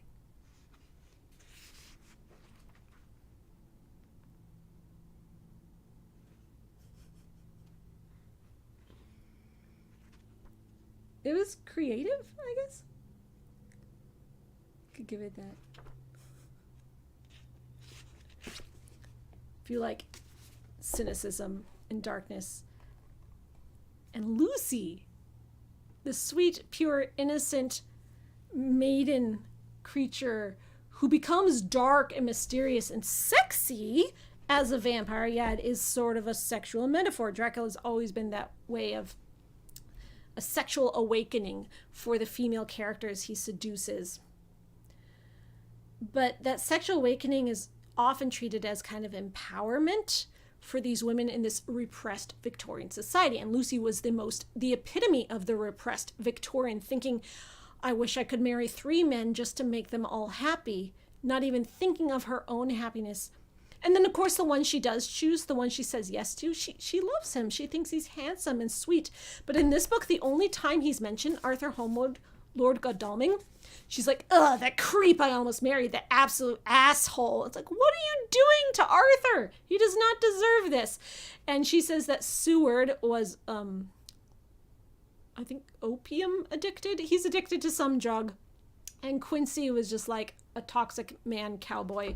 And just like all of the people in Dracula just get dragged for filth. Like apparently they were all horrible people all along. None of the heroic symbolism in Dracula actually counted. And even Lucy, like she's not presented as the one good one in here. She's presented as awful, and she thinks she's awful, and she knows she's awful, and she's like, I was so awful to fall for a pickup artist. Ugh. So people were calling her as like a not like the other girls kind of person, but that wasn't it. She was mad at herself for being like the other girls. Instead of being okay with that, by the end, she accepts the other girls and she's here to help them, but she never really forgives herself, which I think is what she really needed from her whole journey, to be like, you know what? I fell for the wrong guy, and that doesn't make me a bad person. You know, abuse and being a victim doesn't mean I should suffer forever because I made a stupid choice when I was a kid. Like, why should I have to suffer for that forever? You know, that was the journey I wanted to see. But no, she felt she deserved it. It felt kind of like the author was trying to be like, everyone's problematic and I know that and I'm not going to step around that. Look how problematic they are. See? Aren't I smart for pointing that out? Just let people be people. So yeah, I was a bit frustrated with this book. I didn't think it was bad. It was a well-written book. It was interesting. The story was good. The writing was tight. I didn't have any problems with being confused like some people did. A very well-written book. I didn't like it because I didn't like the characters. I didn't like the choices, but it's not a bad book. If you like the characters and choices, maybe you will like it. I think this author is pretty neat. I would read more of her books, hopefully about characters that I personally would like more. I've been talking at you a while, and I see the chat moving, but I haven't even been able to look at it. It's sort of hard for me to see anything unless it's like a super chat. Then it's like bright and colorful. So here's your chance to ask me questions, share your thoughts. I did share some of the thoughts you already shared in the book club server, but obviously not all of them. So if you want to repeat some of those thoughts that you already shared in the server here, then I can say them out loud and we can discuss them. Or new thoughts, new questions. If I missed something that you want me to get to, and get back to that.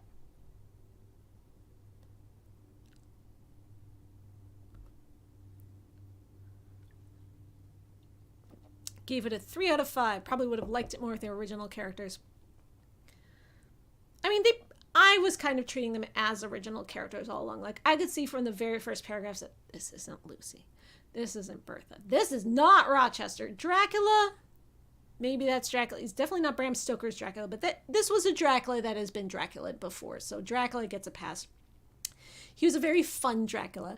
Like, there's a part where he's driving and he's trying to get Lucy in the car, and the girls are like, you know, your girlfriend's so boring. And Dracula's like, yeah, Lucy, stop being boring. I just laughed because, you know, if Dracula's going to come back in 1967, maybe he would be like that. Definitely not a canon accurate Dracula, but a Dracula accurate to many adaptations of him, which I felt this was more from than the book itself. I didn't like that this book made its whole premise of like the women who were forgotten, reduced to a footnote in their own stories. Yes, Bertha is not a big character in Jane Eyre, but Lucy is. Like, she is not reduced to a footnote. She is one of the most prominent characters in Dracula. She gets done dirty a lot in a lot of adaptations, which I have discussed. I did a whole video about many adaptations of Lucy, not obviously all of them, but I've talked about Lucy and people's opinion of her and why she's treated the way she is. Lucy is not a forgotten character. Lucy is not a footnote. Lucy is like the main character in Dracula that people remember. The sexy vampire lady in the white dress. Like, that's the iconic Dracula image.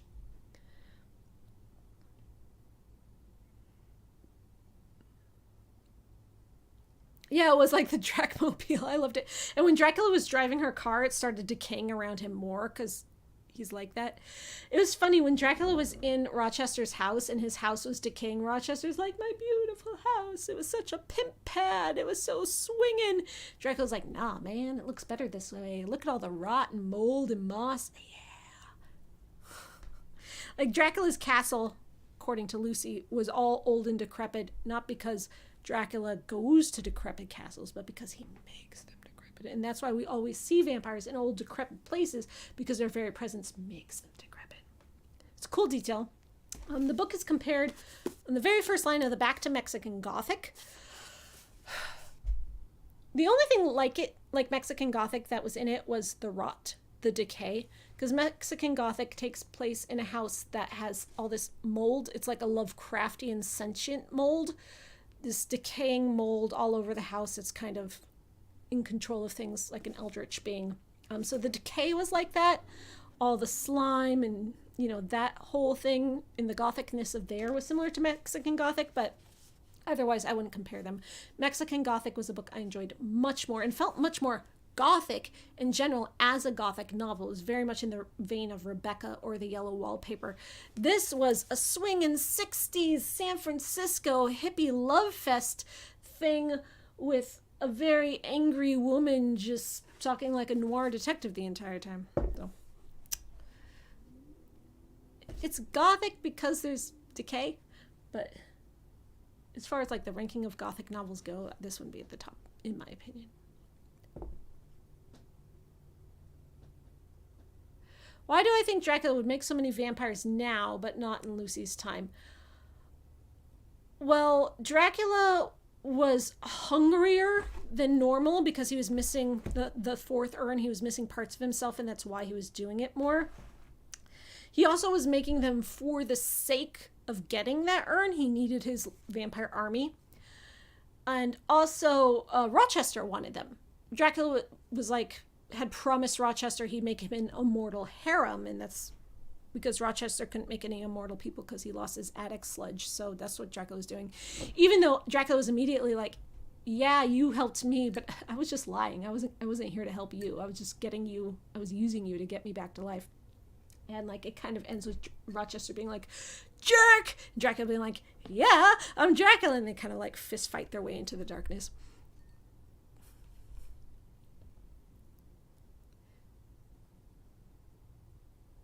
Would I recommend this book outside a book club? Not to Jane Eyre fans or Dracula fans. So I don't know who's left that I would recommend it to. Like, I have a lot of Jane Eyre fans, and I know this would make my Jane Eyre fans angry. Fan friends, I mean. And Dracula fans, maybe Dracula fans would like it, because there's so many versions of Dracula with so many different interpretations of the characters that this is just another one, so it's not going to make them mad, but it would make the Jane Eyre fans mad. And just as far as to like random normie people, I probably wouldn't recommend it. I'd recommend Mexican Gothic first if I was going to recommend a book. Which is disappointing because I was really hyped for this book. I was really looking forward to it, and the author has a great reputation, but I honestly don't think there is anyone I would recommend it to unless I was like, read this book so we can like yell about it together. Have I ever considered writing a novel using public domain characters? I mean, I have, and they are on AO3. Not published. Though I do have things that I would publish using public domain characters of The Phantom of the Opera, but I haven't found a publisher for them yet.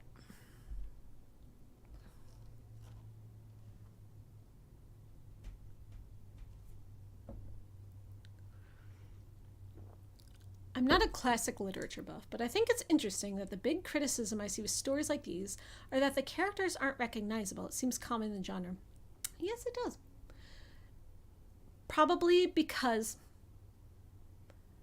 the books that a publisher, a big 5 publisher will publish have to be, well, how does your book set itself apart? And if an author was like, well, Lucy is just like she is in Dracula. I really captured her character. I vibe with her. I really know Lucy inside and out. And my Lucy on paper sounds just like Bram Stoker's Lucy. A publisher is going to be like, no. But if you're an author and you tell your publisher, well, my Lucy isn't like the other Lucys. My Lucy is a cynical noir detective and she's on a mission. She has goals. Those are the kind of books a publisher will be like, yes, I could make money off of that. So those are the ones you see more that get out there, that get promotion, that get published. But there are plenty of in-character adaptations of public domain characters, fan fiction, or even just books that are published on a more independent level that exist. And also authors who are big enough and good enough and out there enough to get major publishing deals often want to make characters their own. They are experienced enough authors that they want to create their own characters and worlds. They are not fan fiction authors like me. And they do things. They want to make it their own, want to make it different deliberately.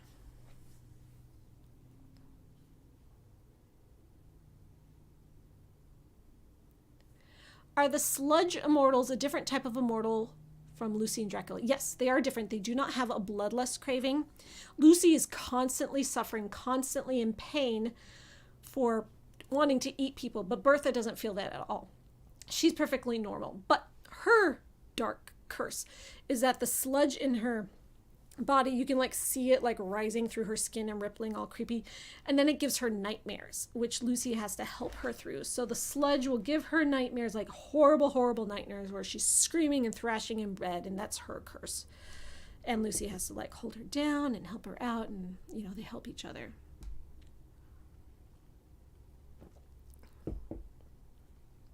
Be willing to try this author's other books, but hope they are better. One of her books called The Rust Maidens came very heavily recommended to me. I haven't read it yet, but I do have it. It's on my shelf. So that's probably the one I would read next by this author. The Rust Maidens. Look it up. I've heard good things, but I haven't read it yet. Not a shred of lore in this book. Like, how in the world did Lucy get the idea to make urns? I don't remember if that said. She said she discovered somehow that making the earth into a container would contain Dracula instead of helping him like sleeping in the earth does. How? How did she learn that? Did she read an ancient tome? I don't know. I find it interesting that Rochester and Dracula are 2 versions of the same kind of rot, such that the afterlives are connected. That was very interesting. It was not at all based on Rochester's actual character, but for the character invented for this book, for the villain in this book, those 2 kinds of look at this villain versus this villain, they're one and the same. Even though they're different, they're just as bad. Yes, that was interesting and good literature.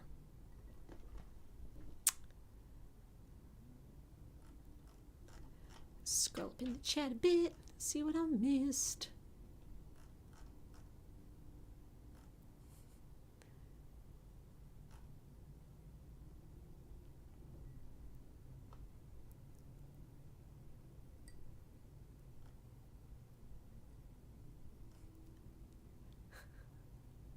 Dracula Daily is coming back? Ah, nice. Dracula Daily was, I want to say a Tumblr thing, but maybe I just saw a lot of it on Tumblr. So Dracula is an epistolary book. It consists of letters, newspaper articles, diary entries, those kind of things, and they're all dated. And it takes place from like over the course of like 3 or 4 months. So Dracula Daily took those letters and articles and would email them to you on the day that it was dated.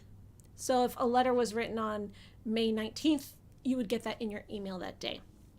And it was just a really fun, like, interactive experience where everyone was talking about it, because Dracula starts out with Jonathan Harker's diary entries, and it's just that for a good chunk of time before we start getting into all the newspaper articles and all the other things. So people felt really connected to Jonathan, like their friend Jonathan Harker was writing them letters from Transylvania, and they would get an email from Jonathan every day. And then you get into the rest of the story, and it kind of rolls from there. And it was very popular last year around this time, because this is the time when the book is set almost. It's like a May to August book, I want to say. And it's nice that it's coming back. It got a big bump of interest in Dracula, which is cool because, you know, Dracula, most popular character in the history of characters ever, literally. A lot of people haven't actually read the book. The interesting thing about Dracula Daily is that in the book, when you read it, those diary entries and newspaper articles aren't in chronological order. So you'll read this one like you'll read June 4th before you read May 12th. But Dracula Daily sends it to you in chronological order, so you're reading the book in a different sense than you would have if you just sat down with the book itself. It's interesting.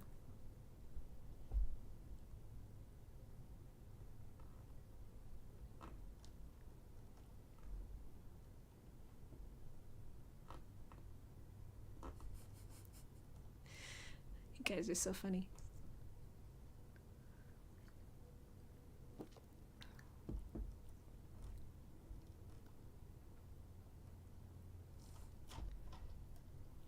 Weird, the chat isn't letting me scroll up past a certain spot.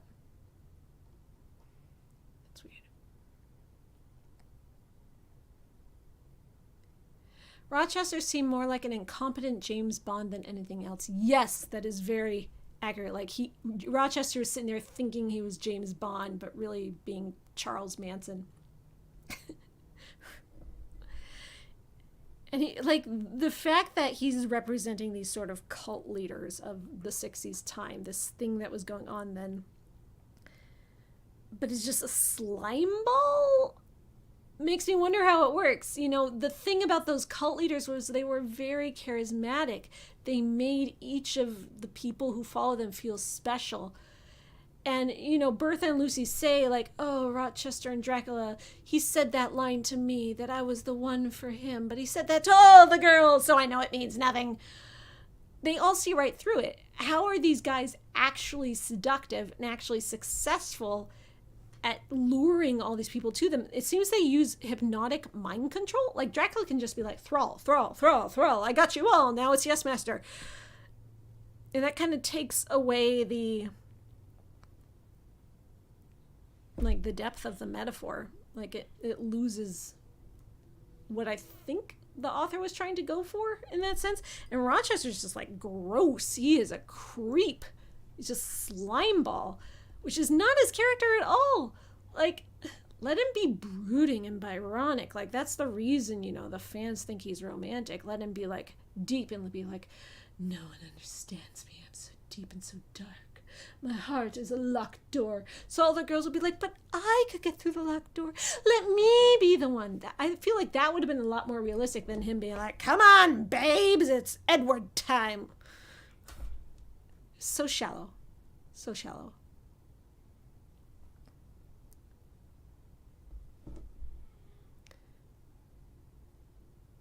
Yeah, there are no letters in this book. This is not an epistolary book at all. It's Lucy in present tense. And, you know, like I said, present tense narration, you don't know if the character's going to survive. Like, it could get to the point with, and then I heard a gunshot and was dead. No, if you hear it, you don't die. But, like, you know, you could get to a point where they end. And at the end of the book, Lucy is considering staying in the afterlife with Mina. She is saying, like, oh, my lifeline is weirdly short. Does that mean I die now? Maybe she will. It's present tense. We don't know. So the stakes remain higher than reading a book told in past tense, or like, well, if you're telling me the story, obviously you survived, so, it ups the stakes. I personally like it.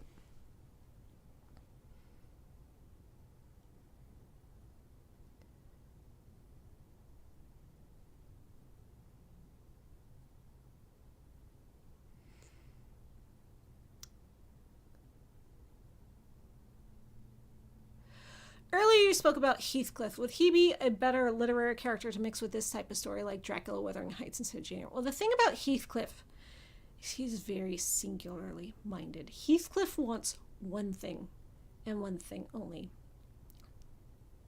Rochester, in his place in this book, wanted grand thing, many things. He wanted all the women. He wanted to spread his evil. He was a threat to the world. He was like, if this evil remains free, he could like take over the world, dominate all of society.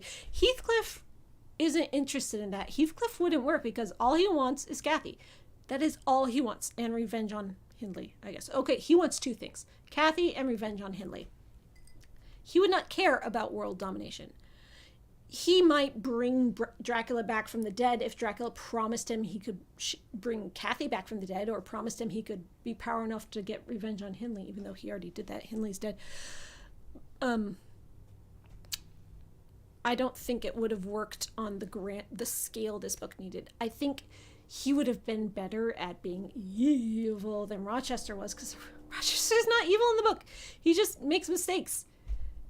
He's evil in the sense that the patriarchy is evil and he's part of the patriarchy, but like, he's supposed to be romantic. Jane, reader, I married him. Like, you're supposed to connect with it by the end. To look at Jane Eyre and be like, ugh, these men are so gross. Look how gross they are. I'm going to write a novel, a feminist novel, proving how gross they are. That means you don't appreciate the Gothic.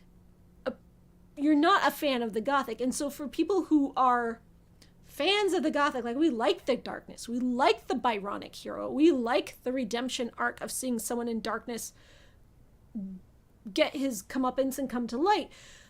Rochester is romantic to us, and that's why we love Jane Eyre. For you to take that thing we love and be like, no, he's slimy, he's evil, he's gross. Aren't I like a progressive feminist for not being like the other girls who think brooding is sexy?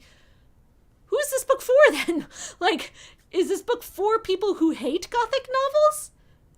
Is that who this book is for?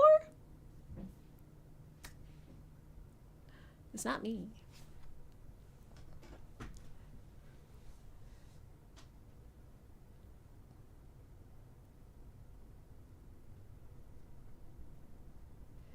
What is very annoying is that it's not explained why Dracula/Rochester did not take over the world earlier than said events. Yeah, why did it take Dracula, from 70 years, I think, is what we found out it was, before he takes over the world?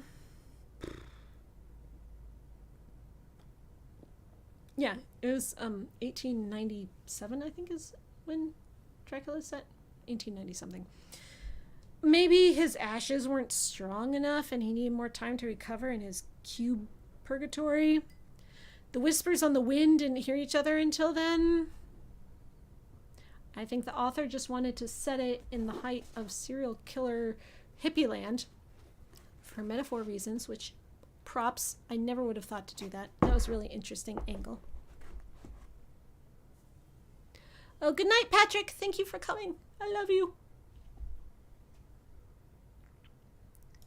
Maybe the book is for people who were forced to read Jane Eyre in high school and hated it. Advanced English had to hear. Okay, so my Jane Eyre story. No.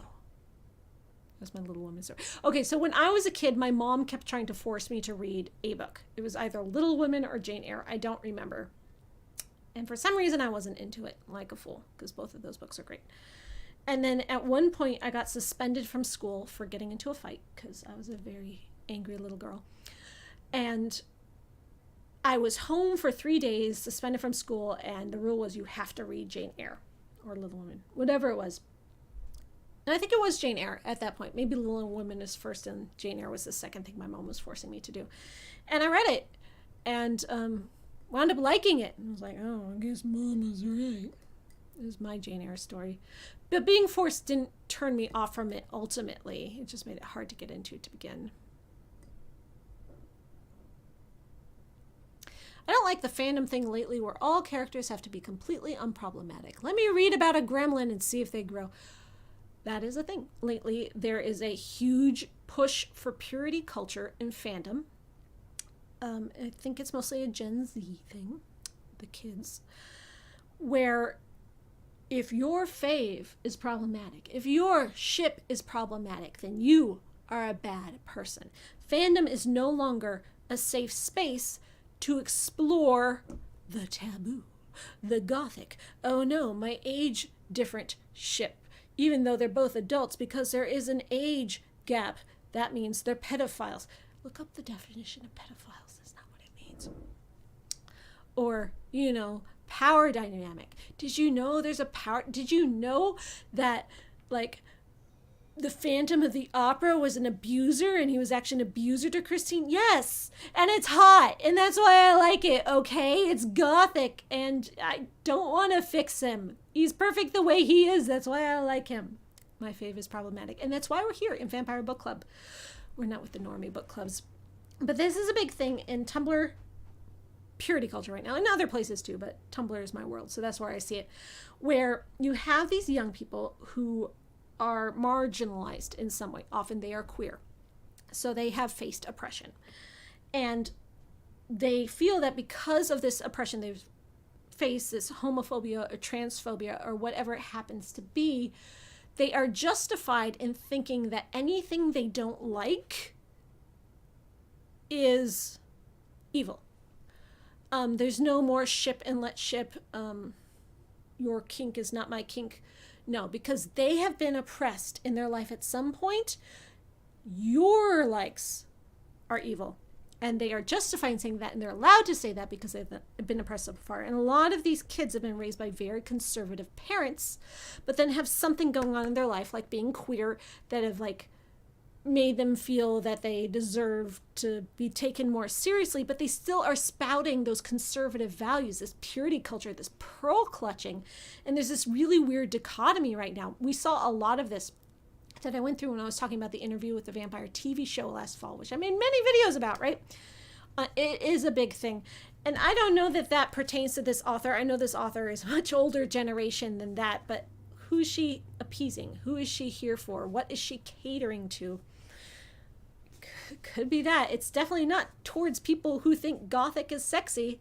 It's towards people who want to be like, I'm not like the other girls. I don't fall for Heathcliff. Did you know Heathcliff is actually an abuser? Yeah, I knew. And it's hot. I think that books about gothic characters like this, take a public domain character, rewrite their story, reframe them, refresh them, are better when they're written by people who love them.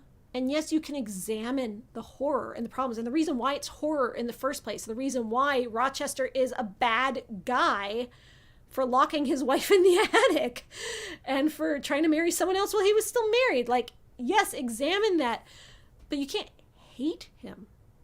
You have to want to understand him. You have to, like, get why Charlotte Bronte wrote that in the first place, why she wrote a man like Rochester and thought he was worth putting on paper as someone to fall in love with. Because that's what Jane does. She does fall in love with. And Heathcliff in Wuthering Heights, he ends up sad and lonely, right? But he's sympathetic. You get him.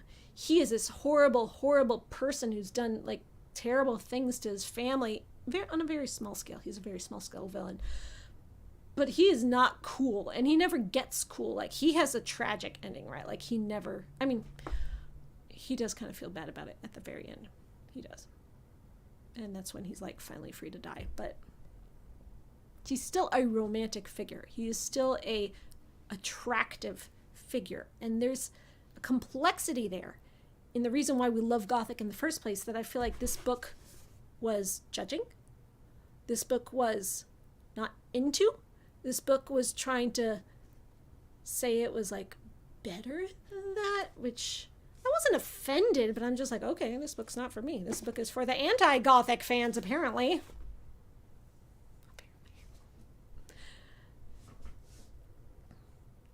Princess Weeks made an amazing video on the subject. Yes, she did. Princess Weeks makes amazing videos on every subject she makes. I was just hanging out with her this weekend when I saw Phantom of the Opera's closing show. She didn't come with me to Phantom, but she did come with me to another musical that I saw. And we had dinner a couple times. She did say that she would join book club at some point and come on here with me one of these days if there's a book that we could read together that she was into. So she might join us. But you should watch her video on this subject. Yes, you absolutely should.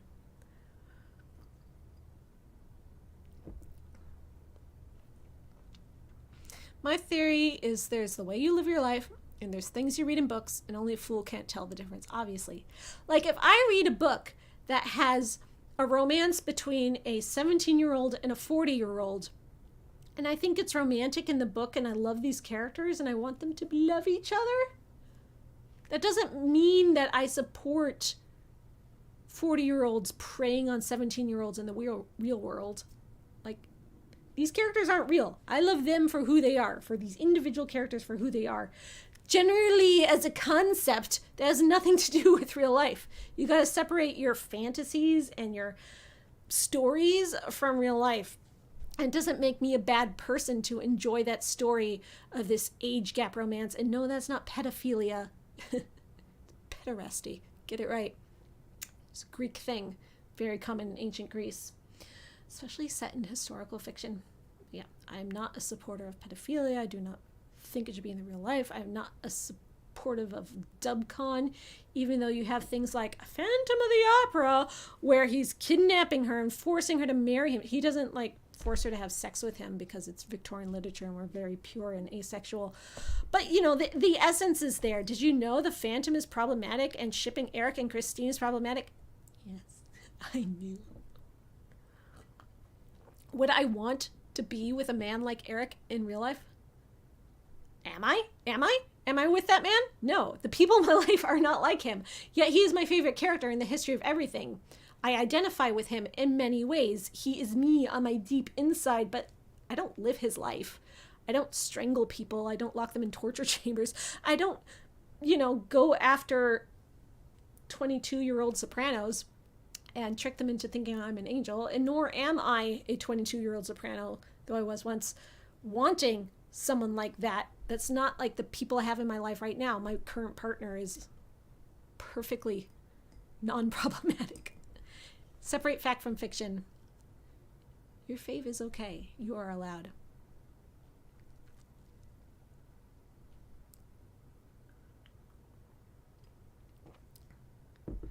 I think it's fun to reframe and re-examine and investigate the different ways that stories and characters can be different depending on whose perspective you follow.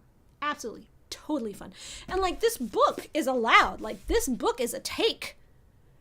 It's not my take, because I actually like gothic romance, but it is a take for many people who want to look at that gothic romance and be like, ew, Rochester was gross, actually, and here's my feminist empowerment. Like, sure, yeah, great.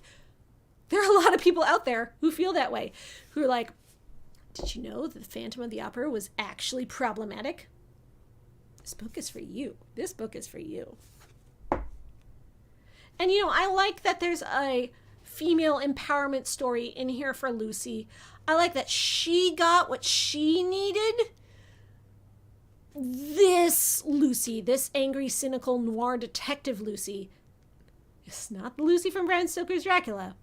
But this particular character got what she needed and had a good journey, and good for her, and I was happy for how she ended at the end, and I was rooting for her against these slimy, awful men in this book, who are not the men in the actual books, but these men I wanted her to win against. Yes, good for her. Can we gauge how engaging we are as an audience by the relative level of your beverage? I guess. I mean, this is my second, sort of. I let it get down to here, and then I kind of refilled it and just keep pouring more Coke on top. Oh no, I'm out of Coke. Well, you can see how much lower my rum bottle got. I didn't even have dinner.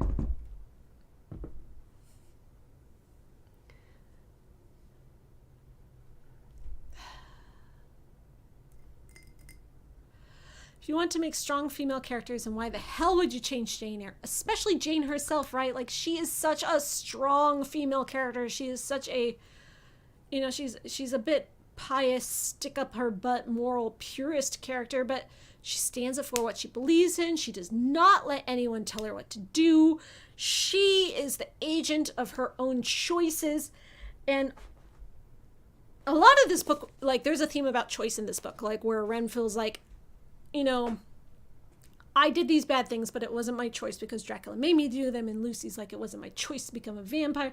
And there's a point in it where he's like, yeah, it wasn't my choice, but that doesn't matter. It doesn't come down to choice and who you are is what you choose. No, because you still do things that aren't your choice. Like, you still do those acts. Like, it wasn't your choice to become a vampire and to bite Michael because you were so bloodthirsty. That wasn't your choice, but to be like, well, I'm still a good person because I only did it against my choice. You still did it. And you still have to live with the fact that you did it. Like, that doesn't make you a bad person either, but it still happened. Choice or no choice, you still did it. It did still happen. I thought that was a really cool thought experiment. It was like kind of questions without answers, just things for you to think about. It didn't really like make a statement on that, but the exploration of choice I thought was really cool in here.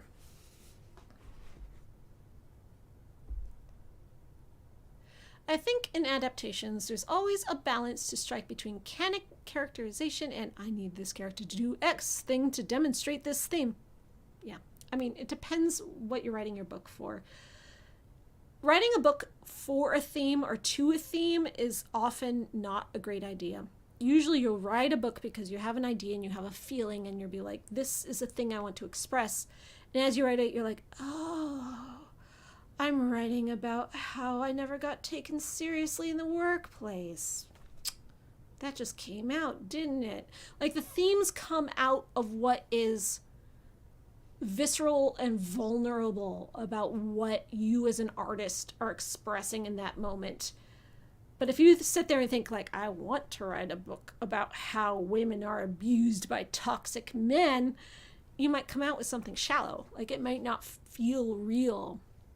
You know, even if you're using your own experiences, if you're trying to write to a theme, because you might write stuff and another theme might emerge, and for you to be like, no, I want to get back to this theme, it can come off as really shallow and disingenuous. Writing is art, like, as much, some people plan their novels, some people just write, right? But if you're a complete planner, if you plan everything out, you're like, this is what I'm going for, this is what I'm going to do, and this is what I do, and you plan it, it's still going to surprise you when you're writing it. Stuff will still come out that you didn't expect because it's like therapy. It's this exploration of your creative ideas, and your entire history of life experience is going to leak into there somewhere. And you just kind of have to accept what the story ends up being. And, you know, kind of once you're writing a novel, once you see that theme and you're like, oh, that's what this is about, you can go back and when you're editing your novel, hone in on that theme, strengthen the little seeds that lead up to that theme, and you can make it better and make it more artistic that way. But planning it from the start often does not go well.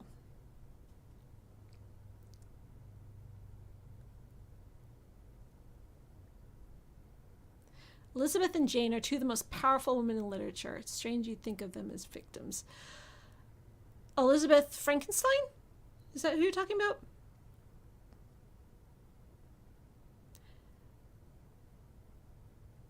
There's a lag in the chat, so I have to wait for you to answer me. Are you talking about Elizabeth in Pride and Prejudice? Okay, yeah, Elizabeth in Pride and Prejudice is definitely one of the strongest, powerful women in literature, absolutely. Elizabeth Frankenstein, not so much. Unless you read The Dark Descent of Elizabeth Frankenstein by Kirsten White. Did I get that? I hope I got the author's name right. Kirsten White is an amazing author, regardless of what she writes, whether it's that book or others. But yeah, as a good book, it completely changes Elizabeth's character. Again, she's a completely new Elizabeth, but it's sort of like a thought experiment. What if Elizabeth was this personality instead of what canon says? How would that story go? And that's what the story is. And authors are allowed to write that. It's public domain. Elizabeth in Pride and Prejudice, very strong, very convicted in her morals. The fact that she can reject a man that the entire audience is swooning for, and they're like, no, don't reject him, he's so sexy, we want you to be happy, but she stands up and rejects him. It's very empowering. I read Mr. Darcy Vampire, which is a sequel to Pride and Prejudice, where Mr. Darcy is a vampire. He has been a vampire all along, and the plot is that just as he marries Elizabeth, he gets a letter from another vampire. It's like, heard you were getting married. By the way, don't have sex with your new wife. Otherwise, horrible things will happen. I forget what. So he has to not have sex with her, but he doesn't tell her why. He doesn't tell her he's a vampire. Doesn't tell her the truth. So her entire arc in this book is being like, oh, he doesn't love me. I'm undesirable. My husband doesn't want me. And I was like, that is not Elizabeth. That is not the strong character that Jane Austen wrote. Elizabeth's character completely massacred in that book, which is why I dislike Mr. Darcy Vampire. Oh, good. Kirsten White. Thank you. I got it right. What is annoying is the selling point of such books. I came for Rochester, Jane, Lucy, and Dracula. I got some other people. Annoying. Yes, I agree. This book, the whole reason I was excited for it, the whole reason book club was excited for it in the book club Discord was Jane Eyre meets Dracula? Heck yeah, I love those books. And we got different characters. That's right. This author is fully entitled to write different characters. Be like, what if Lucy was this way instead of how she actually is? What if Bertha was this way? What if Rochester was this way instead of how he actually is? That's fiction. You can do that. That is perfectly allowed. But that's not what I was hoping it would be based on the premise. And also, someone else mentioned in book club that we read this book, a Dracula sequel, a Dracula spin-off, immediately after last month's read, which was Dowry of Blood, which is a Dracula, not retelling, but a Dracula kind of prequel. And reading two Dracula books back to back with two slightly different renditions of Dracula told by the women who Dracula is narcissisting at. In Dowry of Blood, it was one of his three brides. In this, it was Lucy. They were kind of too similar to read back to back to have a fair opinion on, I think. I would not have put this book up for a vote like that if I realized that's what it was. I would have waited a couple months before I suggested reading this book. I put this book up against two other books that had come out last year, because this book is very fresh, just new, just came out last year. And it was sort of like new release choices, and people chose it. And I was glad they chose it because I was excited about the premise. But immediately after reading Dowry of Blood, I think that did color a lot of our readings of the way Dracula was portrayed. Dracula in this book was very different than Dracula in the other book. A lot of similarities, obviously. Still very charismatic. Still a narcissist who abuses women. Because for some reason, being valued by women in his life is all Dracula cares about. Dracula's entire self-worth revolves around keeping his bitches. Am I right?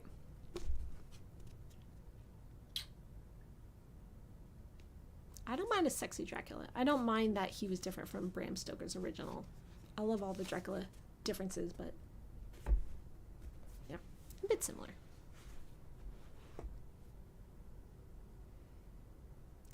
I think I just want more Lucy content. Is there more Lucy from Dracula content that I could check out? I don't know, book-wise. Like I said, I made that video about all the Lucys in cinematic history. Not all of them, but as many as I could fit into that video.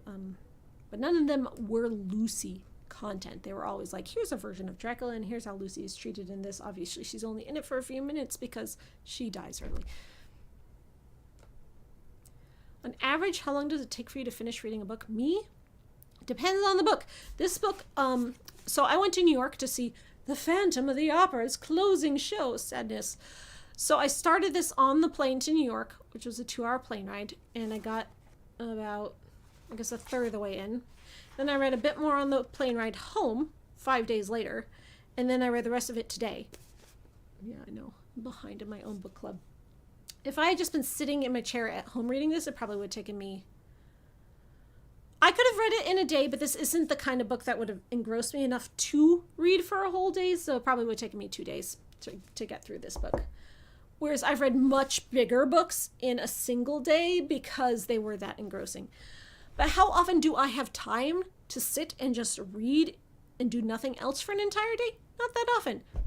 About once a month, because that's when we do book club. Well, twice a month. I have 2 book clubs. I have this book club, Vampire Book Club, and I have my IRL book club, which is all speculative fiction, science fiction, fantasy, paranormal, vampires. But that book club didn't want to read as many vampires as I did, which is why I started this vampire book club with you, because you will read vampire books with me, right? Yes. Speaking of which, what are we reading next time? Next time, we are reading, by my choice, which I didn't have a vote this time, The Complete Double Dead by Chuck Wendig. Chuck Wendig is a very popular author. I haven't read any of his other books, but he's been around for a long while. He's very great on Twitter. You should follow his Twitter, at least until Twitter dies. I became aware of this book for a very specific reason, which made me really want to read it, and I put it on my wish list, and I kind of had to wait several years before someone sent it to me for my birthday or something. My family likes to send me things off an Amazon wish list for my birthday and Christmas and stuff, so I think my dad or my brother sent it to me because they are great, and they always buy me books for my birthday.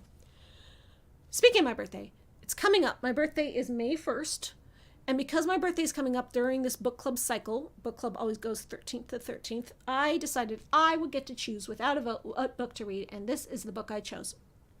This book came to my attention because I wrote a book. I don't know if you know this. I wrote a book. It's called The Company of Death by Elisa Hansen. That's me. The link to look at it on Amazon is in the description of this video. Click on it. You can read the summary. You can see what it's all about. It is on Kindle Unlimited. So if you're on Kindle Unlimited, you can read it for free. If you do read it on Kindle Unlimited and you don't like it, you don't want to keep reading it, just keep flipping the pages until you get to the end, and then I will still get paid. Kindle Unlimited is about how many pages you flip. But it is also only like $5 on Kindle. Something is, or $3 on Kindle is very cheap.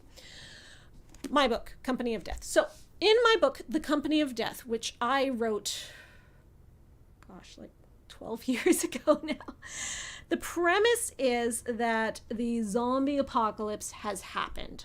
So all the vampires that have existed in the whole world are like, oh shit, all the humans are turning into zombies.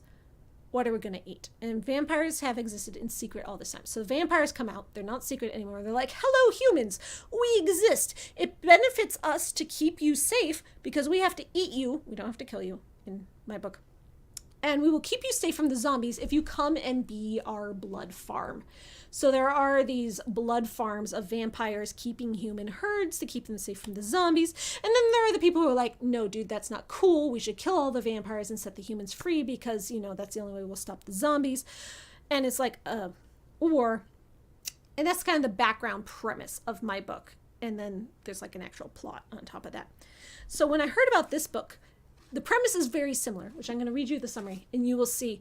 And I was like, oh no, shit, this other author is coming out with a book the same as mine, because even though I had written my book so long ago, it takes a very long time for a book to get published. So by the time my book was published, it was contemporary to this one. I was like, no, we wrote the same thing at the same time, and it came out, and people are going to think I copied him because his book came out slightly before mine did. Everyone's going to call me ripping him off. But I really want to read it because I want to see how it compares. And I didn't want to read it while I was still writing the second book in the series, the sequel, because I didn't want to influence my writing. But now that that's done, now I can read it. It's been on my shelf for a while. It is a zombie vampire book.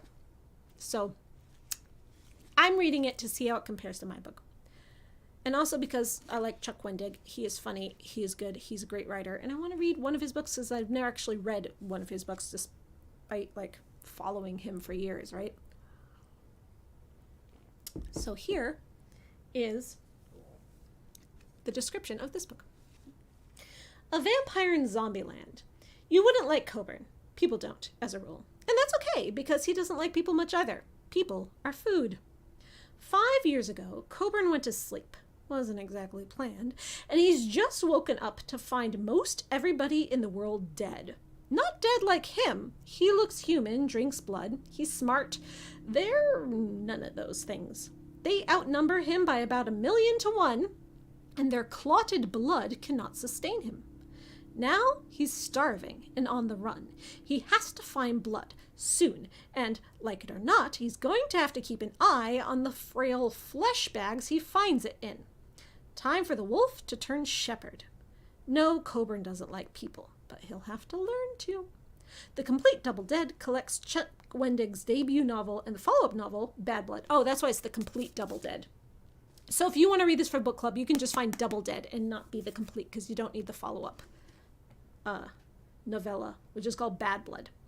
Follow Coburn as he runs a gauntlet of supermarket cannibals, juggalos, super zombies, and a ketamine trip cult of zombie-worshipping New Age weirdos. On the way, he'll become something entirely new. So this book is about a vampire's emotional journey story arc as he has to keep a herd of humans, shepherding a little group of humans, keep them alive so he can survive during the zombie apocalypse. You can see the similarities to my book. This book is about a particular vampire who's doing this thing, whereas my book, that is more of a background setting of many vampires who are doing this thing in a much more organized, structured way.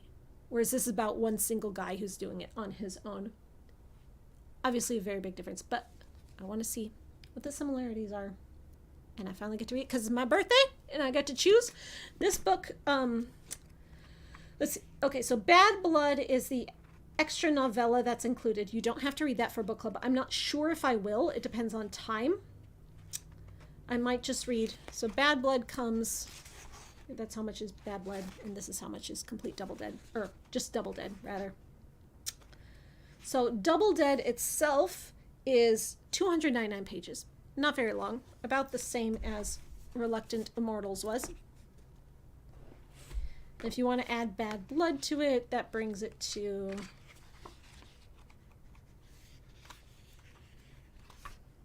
415 pages. So, yeah. I think I put in our book club server that the book we're reading is Complete Double Dead, and I think what I link to is this exact edition. But if you can find just Double Dead, not the complete edition, that is also fine, because we will be focusing on just the Double Dead part of this book. So they have a cool cover. I like that. He kind of looks like a zombie and a vampire at the same time. Blood running down. Let's see. Wendig is ferociously inventive and effortlessly sharp, says Richard Dansky. Thank the good Lord for Abandoned Books. Exactly the kind of new spin on zombies I was looking for. Abandoned being the publisher. A new spin on zombies. I wonder if it will be similar to my spin on zombies. I don't know. I am not a rival with you, Chuck Wendig. I am just curious. And enough time has passed that I will not be influenced. I'm not tired of the question of when my next book is coming. You really enjoyed Company of Death and looking forward to the rest of history. I am too. I don't have a date for you yet. It won't be this year. It will not be this year. Next year is what I'm hoping for. And then the third book should be pretty soon after that. It won't be such a big gap in the middle. How do I balance between reading books that interest you and not wanting similar books to influence your own writing? Well, when I'm writing, I just don't read books that are similar. Like when I was writing Company of Death, I did not read any Terry Pratchett. Everyone was like, oh, you're writing a book about the Grim Reaper. You should read Terry Pratchett's Discworld because death is a main character. And I'm like, well, absolutely not. I'm not going to read that because I'm going to write my own version of death, which was largely influenced by the Phantom of the Opera, because that's what I care about. Yes, my death in my book, my Grim Reaper character, is very phantom-y. So I didn't read those books. And then after I finished the book, then I went and read them. And then I was like, okay, that's interesting. I can see now that it's not similar to mine. I'm glad I didn't read it before, so I wasn't like subconsciously influenced. But I feel better now because as I was writing my book and explaining the premise, pitching it, people were like, oh, like Discworld, like Terry Pratchett, like Good Omens. And I was like, oh, I didn't even read those. I don't even know. So, yeah. My secret is I don't. And right now I'm mostly focused on reading books for my book club, not really seeking out books that are similar. It's good to read books in your current genre when you're trying to get published so that you're writing things that aren't out of date, that aren't passé, that aren't cliched. Like, say you want to write an urban fantasy novel, and you're like, well, I'm going to read the Dresden Files or Anita Blake, and I'm going to write like those books. Those books are so passé and so old, you will not get that book published. You need to read what's current in urban fantasy, what's coming out today that's not a sequel to a book that's 20 years old, what's new, what's fresh. And that's what you need to be influenced by and marketing toward. But Company of Death is already published. It already has a contract. The publisher will publish the next 2 books. I don't have to worry about getting a book deal. I don't have to convince anyone that my book is viable and worthy of being published. I've already done that. So now I can read what I want. The story is already written. The entire trilogy is outlined. I know exactly what's going to happen in the story and all the beats. So nothing I read is going to influence me or change what I've already planned. So now I'm free to do what I want.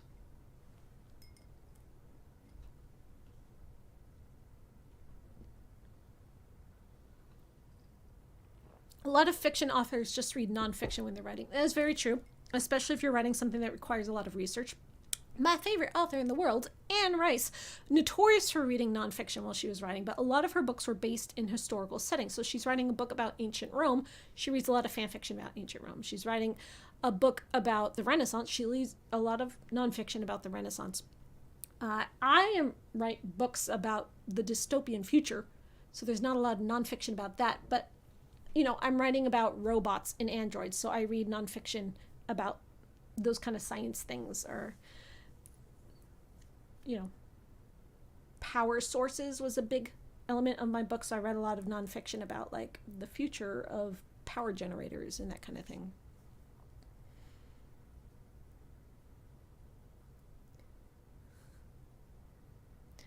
What is my take on Lucy Coppola's Dracula? She did not seem very innocent to me. I agree, she did not. I like the actor in that movie. I like the costumes. I like what she gets to do in that movie. She is slutty Lucy, slutting it up. Like, she doesn't have sex. She's not actually a slut, but she's, you know, Winona Ryder. I mean, it's just like, she's such a flirt. She says words that seem sexy, even though she never actually does the sex. She's a floozy, and I kind of admire her for that, and I'm going to make out with her later. It's a take. It was a fun take. I know it's not accurate to canon, but it was fun. I didn't mind it. I don't like that that's entered popular consciousness as the actual Lucy. That actual Lucy was slutty, was promiscuous, was, you know, a flirt, instead of in the book where she was just so innocent that the men found her attractive and what she said flirtatious, because innocence was what attracted men in proper Victorian society, as Bram Stoker was writing it, that was what was attractive to them without her even having to try. But I do love Bram Stoker's Dracula. It is weird, it is different, it is fun. I don't love how people take it as canon. So it's a double-edged sword.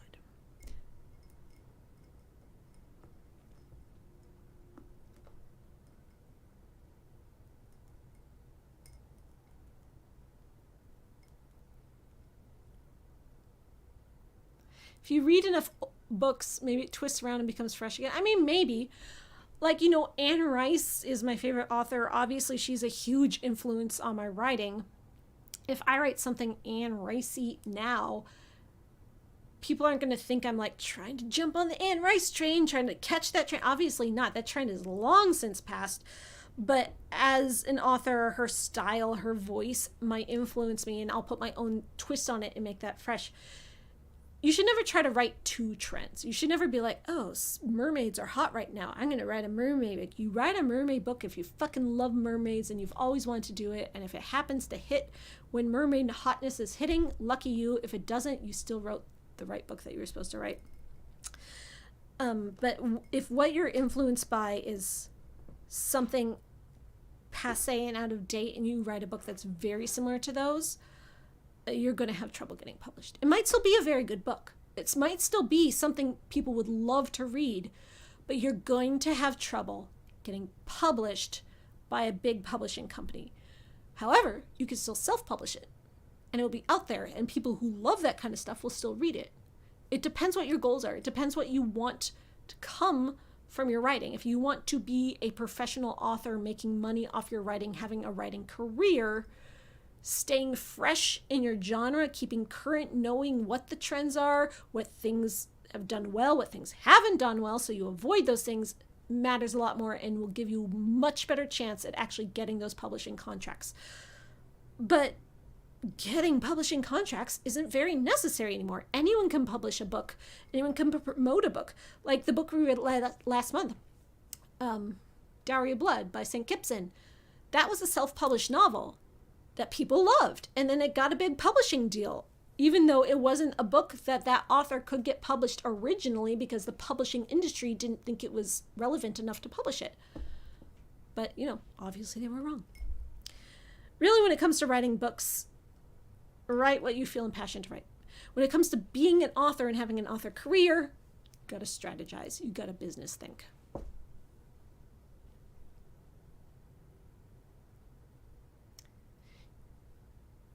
You thought Dario Argento's Dracula was interesting? I haven't watched it yet. I got it finally because you can't find it online anywhere. There's no streaming, no digital. So finally, I got the Blu-ray. Sitting on my vampire shelf over there. I need to watch it. Dario Argento's Phantom of the Opera is notoriously the worst version of Phantom of the Opera that exists. It is panned, it is reviled, it is hated. All the Phantom fans make fun of it constantly. Nobody likes it. Nobody's like, well, I kind of use my guilty pleasures. No, nobody even likes that at all. And that is what colored my perception of Dario Argento. I know he's this really famous Italian horror director and people love him and think he's brilliant. But when Phantom of the Opera is your only exposure to him, he's a joke. So I don't know if I'll like his Dracula. I have not heard any good things about his Dracula. And I know Asia Argento is in that as well, like she was in Phantom of the Opera. So, not that I think she's a bad actor or anything. She's gorgeous. Out of curiosity, did you apply for a grant to work on your book? I hear that a lot of workshops, and I'm wondering if that's a Canadian thing. I did apply for a grant. My book was kind of mostly done, but at the time when I was finishing it up, gussing it up, getting it ready to publish, I had just left my job and moved across the country.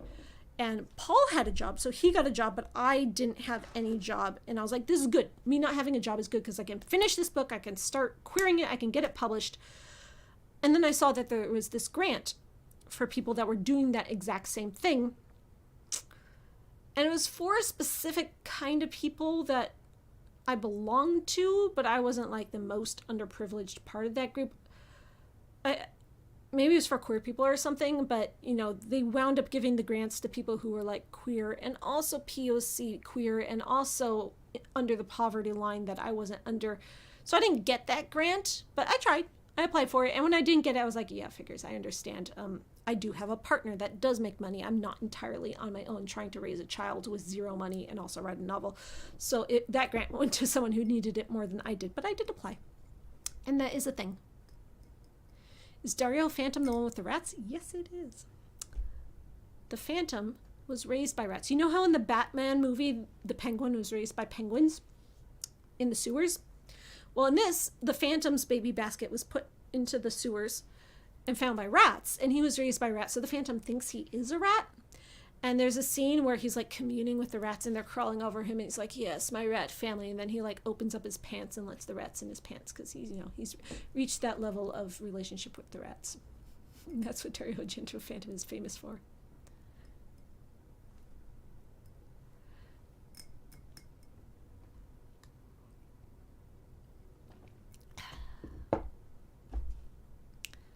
Consensual rat sex, I guess, yeah. So in Dario Argento's Phantom of the Opera, the Phantom is played by Julian Sands, who is a very handsome man. He has long flowing blonde Fabio hair and a perfectly normal face. He is not deformed. He does not wear a mask. He's deformed on the inside because he thinks he's a rat. And he's also a monster because he sexually assaults Christine, because he doesn't know how to human because he was raised by rats. So that's where his deformity lies, on the inside. I don't think Dario Argento really understood Phantom of the Opera. So Dario Argento wanted to make Phantom of the Opera for a while. He really wanted it, but he couldn't for some reason, so he made his film Opera, which I haven't watched. It has a really cool poster about someone whose eyes are like needled open. But it is about operatic things, and that was his kind of tribute to Phantom of the Opera. He made that first. And supposedly a lot better than his Phantom movie, but then he did finally get the chance to make his actual Phantom movie. It sucks. Yeah.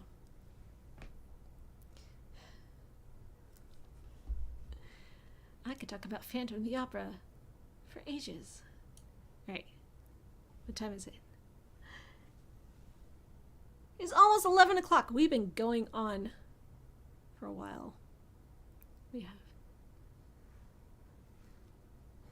Vampire Book Club is a book club where we read one vampire book every month. The goal is for me to read all the vampire books on my vampire shelves. You see these bookshelves behind me? Those are all vampire books back there.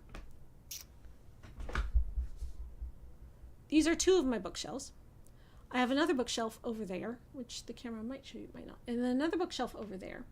4 bookshelves. These bookshelves are full, so I also have a stack of books on the floor over there. These are all the vampire books I own that I need to read. And, you know, it's hard to read a book alone, hard to get motivated. So I started the Vampire Book Club so you could read vampire books with me. Read them together, one vampire book a month, and we'll get through all these vampire books, or the ones you should read, the ones you have to read. We'll do it together. Thank you. I'm very happy you are along for this Vampire Book Club ride with me. I've always collected books. I've always been a book collector. I collect illustrated editions of the classic Gothic novels, which are Dracula, Frankenstein, Phantom of the Opera, Jekyll and Hyde, Dorian Gray, Wuthering Heights, Jane Eyre sometimes, Sherlock Holmes sometimes. Oh, Edgar Allan Poe, all the Poe stuff. So any of those books in that kind of like camp. If there's an illustrated edition, if there's a children's edition, if there's like a spin-off edition, I collect that set. And I also collect Phantom of the Opera books. Every version of Phantom of the Opera that I've been able to get my hands on that has a different cover than any other version I have, I collect that. I never collected vampire books beyond. I didn't even collect books of Dracula, like editions of Dracula, though I have like a dozen now. But then people started sending me vampire books. I have a P.O. box. People send them to my P.O. box. A lot of times they're like, oh, here's a vampire book I read that I wish I knew your opinion about. Let me send it to you. Or, oh, I'm cleaning out my bookshelves. I found these books. Do you want them? Yes, I always want your books. Or this new vampire book just came out and I really want to know your opinion on it. And they send it to me, to my P.O. box. And now I have a lot of vampire books and we've got to read them. We're going to read them together. If you want to send me vampire books that you wish I would read or wish the book club would read, the P.O. box address is in the description. If you don't want to actually send me the book, but you want to suggest it, you can also suggest it in the comments of this video, and I will put it on my wish list. And then, much like this book, my father or my brother or someone else in my family will probably buy it for my birthday, which is coming up. My birthday is in about 2 weeks. 2 weeks. I'm sure I will get many more vampire books for my vampire birthday. I'm looking forward to it. So exciting. Next month, we are reading Double Dead. Not the complete Double Dead. I was mistaken. Just Double Dead by Chuck Wendig. And you can discuss the book as you read it in the Discord server in the Vampire Book Club discussions channel. We always discuss the book along the way. I read the discussions once I finish the book, and then I use those discussions to give me things to talk about here on our live stream. If you want your particular sentiments to be said out loud by me on this live stream, you put them in the chat. And I will say them out loud to all our group.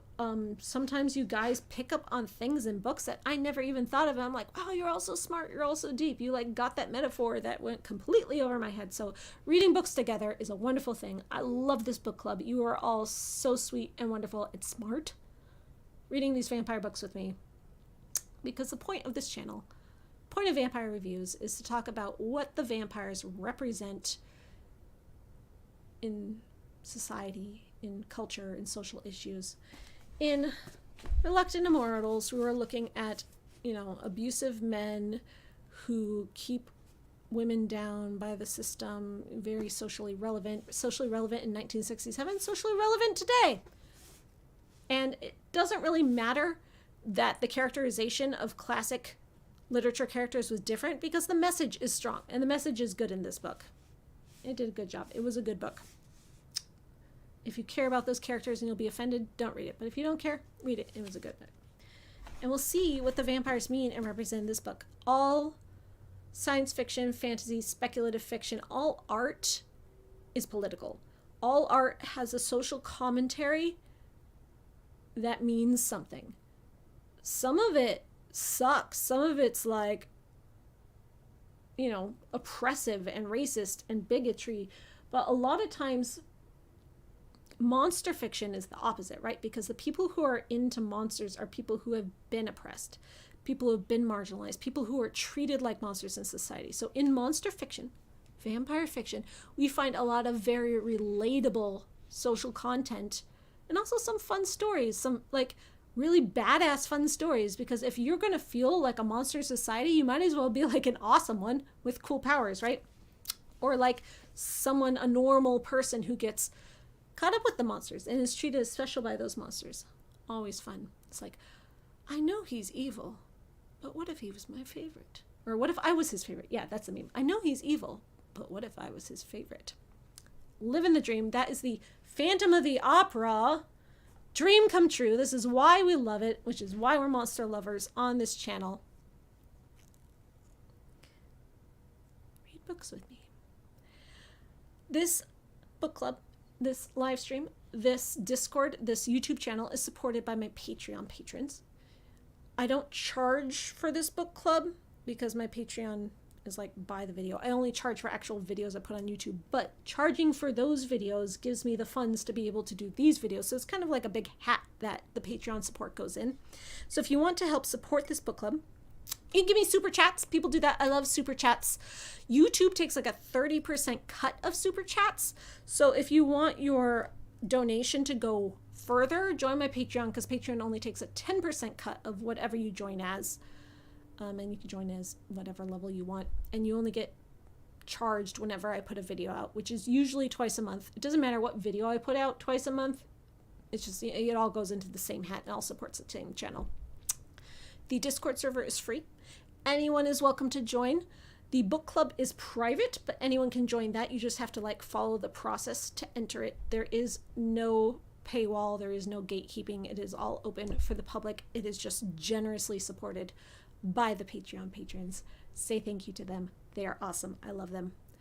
If I lost them, I would have to probably close the Discord server and stop doing book club. So thank you. Love you.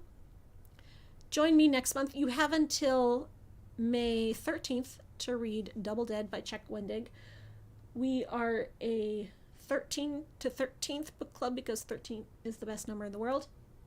Sometimes the live streams happen after the 13th, like tonight we are having on the 19th, because on the 13th I was in New York City to see Phantom of the Opera, the closing show, which was so sad. If it wasn't so late, I would tell you more about my experience in New York. I also saw Bad Cinderella, which is good, actually.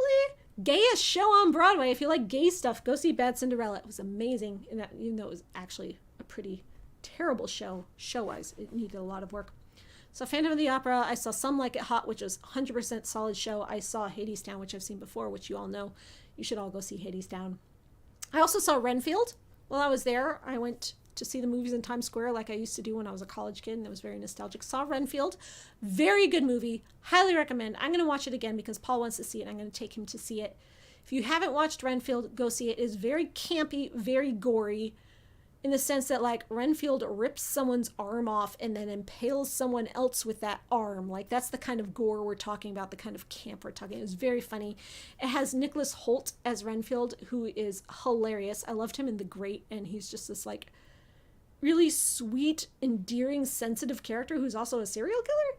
He's good. And Nicolas Cage is Dracula, and he is hilarious and is a very blatant, Renfield is, with its themes of vampires are narcissists, just like in this book, just like in Dowry of Blood, which we read last month, just like A Place Among the Dead, the movie that I was promoting a couple years ago by Juliet Landau. Vampires are a metaphor for narcissists and narcissistic relationships where people have to deal with that kind of personality and the behaviors that those people do and try to come out of that, try to break the cycle of, you're raised by a certain kind of parent, so you seek out a certain kind of relationship later in life, and to break that cycle and to value your self-worth and stuff. And that's what Renfield is about, like, so blatantly. There is a point even in the movie where Dracula's like, I'm the real victim here. Like, it actually goes there. It actually has Dracula say that. It is hilarious and so well done. Am I going to do a video on Renfield? Maybe. Not imminently, but perhaps. I don't have a thesis in my brain yet other than it's great. Go see it. That's my recommendation now. But to do a video, I sort of need to come up with like an essay with this is the metaphor. I'm going to talk about this, that. I need to see it again to do that. I am in no rush to do that. I'm currently working on a video that was sponsored by my Patreon patrons that I need to do first because they paid the money already, and I'm going to do that first. But after I've accomplished those paid requests, then I can do other things. Oh, you're reading the first 3 Vampire Chronicles for the first time? I hope you read the rest of them after that, because they are all great. What's the video? The video, I got 3 in the pipeline that are prepaid. The one that will come first is We Are the Night, or Wissender Nacht. My German is terrible. Which was a movie from 2010. That's first. After that are a couple book reviews of books that people want me to review. So we'll see. Hope you enjoy it. Should I do a Renfield video in the style of Lucy videos? Oh, that's an idea. People have asked me that about Mina as well, and I'm like, Mina's not a vampire. This is vampire reviews. We talk about vampires. We don't talk about their humans. Renfield, does he count? Is he a vampire? I think he would count much more than Mina would. Like, this is not loose canon with Lindsay Ellis, though my Lucy video pretty much was that. And having written several of Lindsay's videos, like, I get the system, and she gave me permission. She was also there with me, seeing Phantom of the Opera in the closing show. Sadness. Renfield is an idea. I don't have passionate feelings about Renfield the way I did about Lucy, because, this book was based on Lucy, the character that's forgotten, the character that's a footnote set aside. No, she's not. She's a very important character. But Lucy has been done dirty in a lot of adaptations, and that's what I wanted to talk about when I did my Lucy video. I don't know what I would talk about in a Renfield video, what the passionate subject would be. This Renfield movie may change that, because this Renfield movie made me care about Renfield in a way that I never had before. And Renfield in this book, after having just watched the Renfield movie, seeing Renfield in this book and having him be so sympathetic, yeah, Renfield's like it. I'm like, hey, Renfield. So maybe. Was Kaveh there? No, he was not, but Angelina was. Kaveh was not there. He stayed in California. It was me, Lindsay, Antonella, Angelina, Princess Weeks, our whole, crew. Saw the Phantom closing, and then saw all the other musicals we saw. And ate a lot of really good New York food at Carmine's. Igor is from Frankenstein, right? Igor is from the Frankenstein movie. Igor is not in the books of Frankenstein. He was made up for the movies. But he's affiliated with Frankenstein pop culturally, yes. I would not do a video on Igor. I'd do a video on Frankenstein's monster before I did a video on Igor. You're going to get me to start doing loose cannons. Well, people like those formats, so maybe that's the future of vampire reviews after I finish my paid requests. Maybe. Igor versus Renfield. Renfield's a ghoul. I don't know. It depends on your vampire lore. Like, Bram Stoker didn't call him that. Renfield's a Renfield. Some vampire lords call them ghouls, but that's not a universal term. Some call them thralls. Depends on your lore. You can't just name things.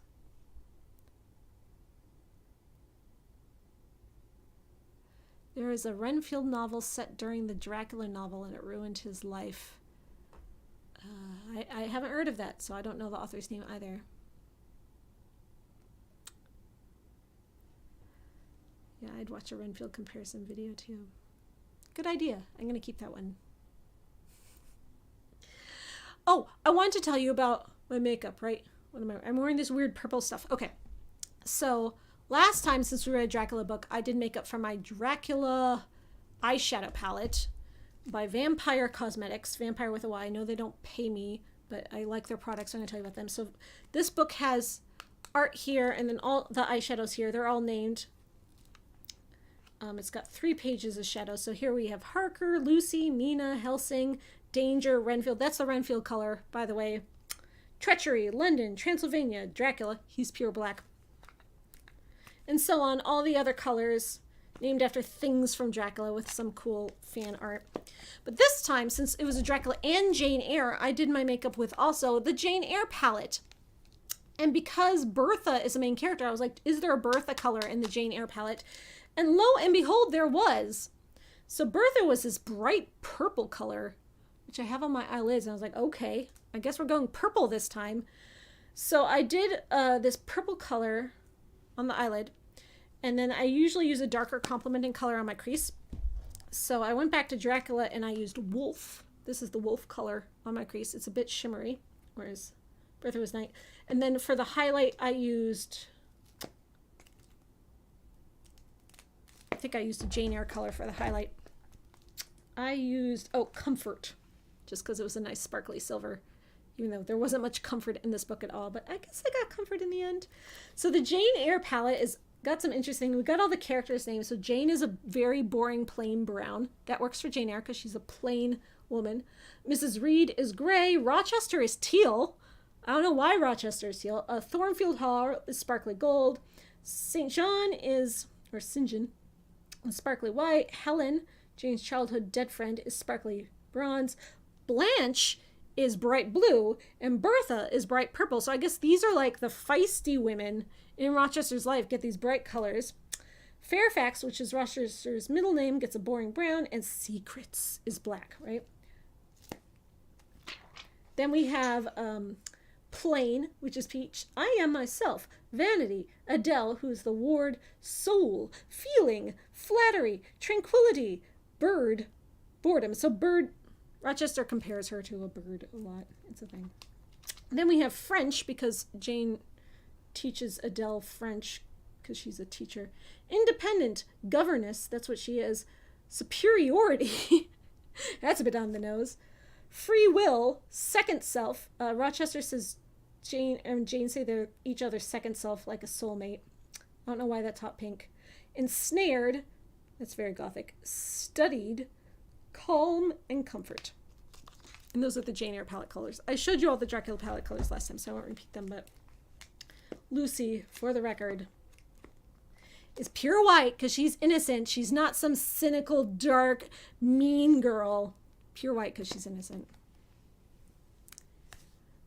I love these makeup palettes. They look like books. Vampire Cosmetics, vampire with a Y.com, whatever. Look them up.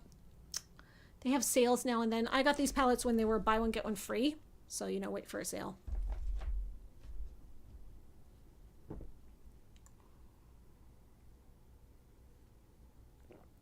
Any plans on doing a review of the rest of the Castlevania seasons or the incoming? There's a sequel coming? I didn't even know that. Yes, I do have plans to do that. It has been on my list for a while. I've not even watched season 2, 3, and 4.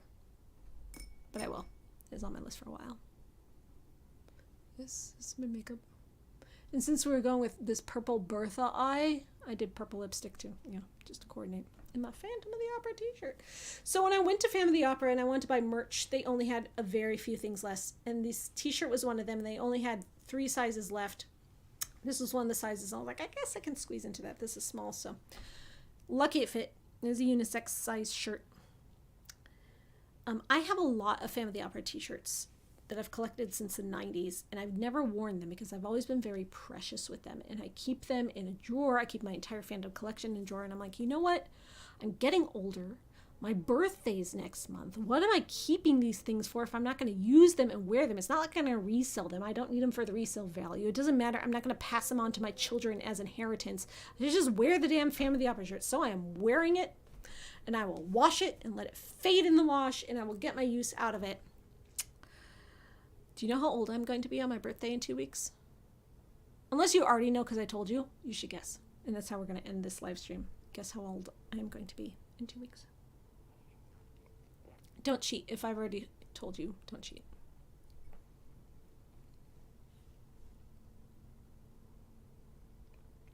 $37, I guess.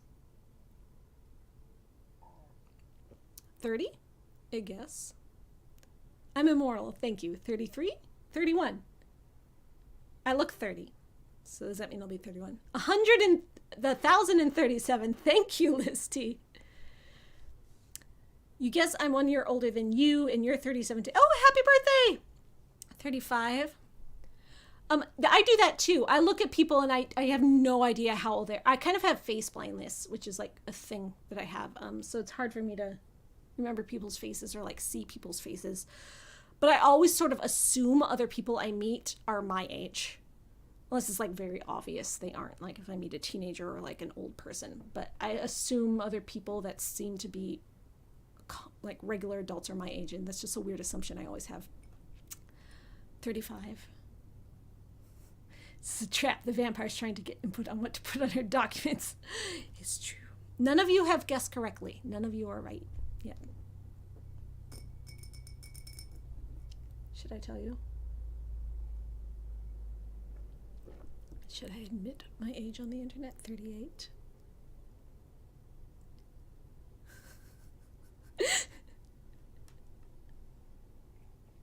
It is a bit of a milestone, I guess. Yeah. 32. 19? Oh no, don't date that guy. Don't date that guy. Oh, yep. Curl Vamp 1979 got it. I am going to be 40. Can you believe I am 40 years old? I started vampire reviews and YouTube when I was 28. That is how long I've been on the internet with you doing vampire reviews. I started when I was 27, turning 28. I guess shortly after my 28th birthday. And now I'm turning 40. Can you believe it? Oh, thank you. The reason I look 10 years younger is because I don't go outside. I don't get sun and I don't smoke. You stay inside like a hothouse flower and you don't age, right?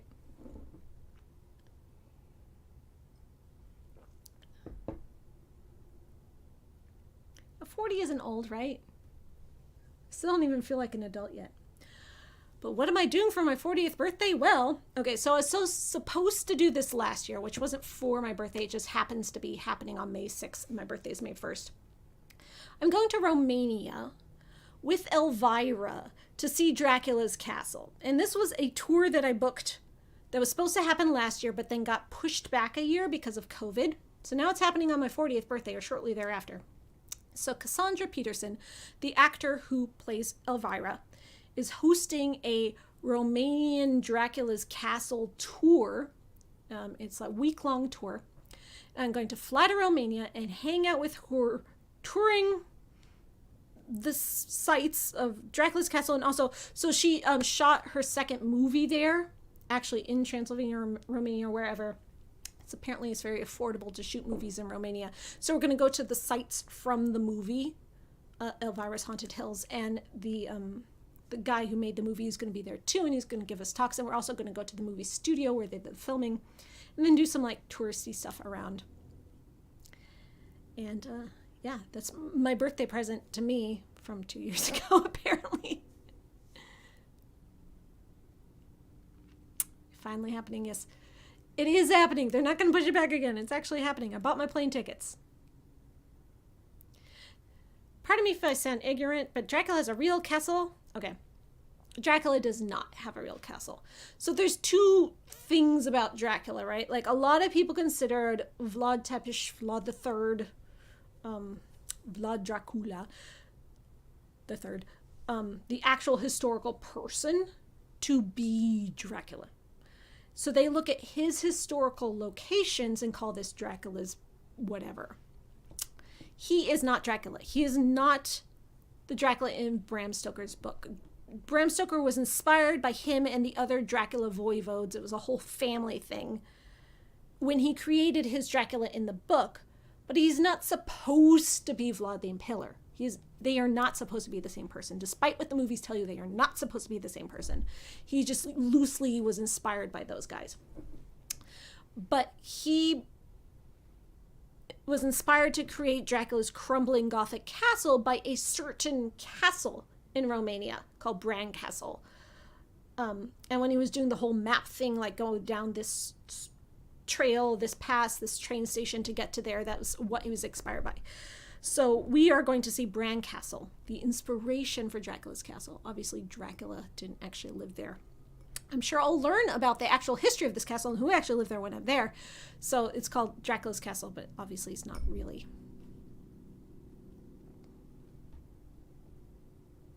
Am I going to make a video about your trip? I'm thinking about, okay, so the problem with making videos, doing like vlogging or live blogging or anything for me, as a person who looks like me, is I have to put on a lot of makeup. I have to be camera ready. I have to like set myself up. I can't just be walking on a tour group, holding up my camera, being like, yeah, I'm at Dracula's castle right now, unless I've like completely made myself up camera ready. I'm not a dude. Like, I'm not just like a cis guy who can just like turn on his phone camera and like vlog. I am not camera ready at any given notice. So to prepare myself to like get prepared to do that, it's a process. And I don't know that I want to go through that process while I'm on this trip as far as like live vlogging it goes. Maybe I'll take some B-roll while I'm there and then make a video about it afterwards, just like some sort of vlog about my experience. I might do that if people are interested in seeing that. If my patrons are willing to support it, because I won't make a video that I don't think my patrons would be happy paying for, which is, you know, necessary. Like, that's what it comes down to. I want to make videos that my patrons will pay for and be pleased by. So it depends if that's a thing. But it's not easy for me to do vlogs. It's not easy for me to do something spontaneous. I am not a gorgeous Instagram model that can just like flick the camera on and be like, hashtag no filter, no makeup. No, that is not me. It is a process. It takes me time to put on my makeup. It takes me time to get dressed. It takes me time to get in the zone. That is why I'm a very staged channel. Like even these vlogs, live streams, whatever we're doing, what are we doing right now? These are still very staged. This is why I sit in front of a set. And it is easier for cis men to do these kind of things. And I guess for some women too, or other people too, it is not that case for me. It is a process. Is it because I like to film as Maven the character? No, not necessarily. I mean, you've probably noticed over the years that I've sort of melded the character with my real self. When I'm doing a scripted review, I'm much more in character. When I'm doing stuff like this, we're sort of like, this is me in Maven mode. It's not that. It's that, you know, society has made it so I cannot show a makeup-free face on camera without being punished, without feeling embarrassed, without being ashamed of my skin, of my face, of like the dark circles under my eyes. This is not something I can show in public. And that's like the world we live in. It's not about a character. It's not about putting the drag on, doing drag. Like, even if I just had sort of like basic makeup, that would be better. But like, I do have a brand to keep up, so I want my makeup to be in the gothic direction. But no, I can't just turn on a camera with no makeup on. That's not allowed. That's the world we live in.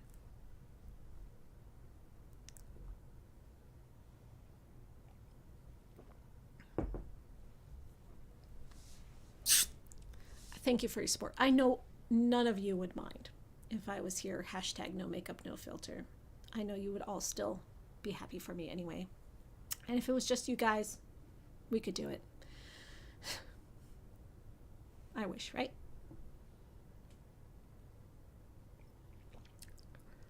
My comments have always been pretty nice.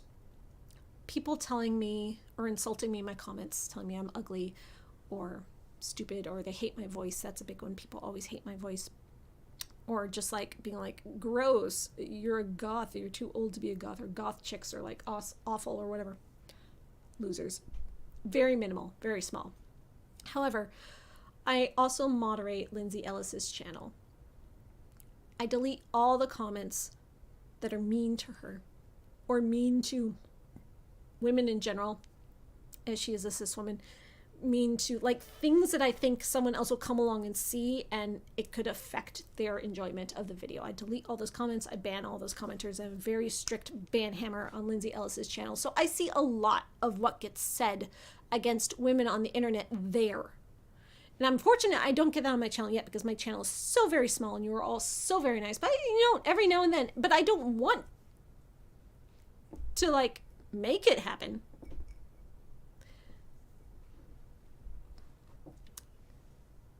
Yeah, and you know, as a self-conscious person that's like, you know, got gender dysphoria and like, you know, body dysphoria and all that stuff, you know, you got to put the mask on, right, to be on the internet. Yeah. Now, I got a lot of YouTuber friends who are just dudes, just like guys, and they can just like flip the camera on. They don't put on makeup. They don't like even pat down their shine, and they're fine. And it doesn't affect their views. It doesn't change anything. It doesn't have people saying stuff about it. It doesn't make them feel embarrassed or degraded at all, and they can just do it. And I envy that freedom that they have. But I also I like looking gothic and theatrical and whatever this is. This is a look that I like, that I want to be part of my brand. So it's not like I'm forced to do it. I mean, it's hard. Putting on makeup is a slog. But I want to keep the integrity of my brand also, because I think it's pretty cool. I'm just talking until I finish my drink, honestly. When this drink is gone, we're saying goodbye.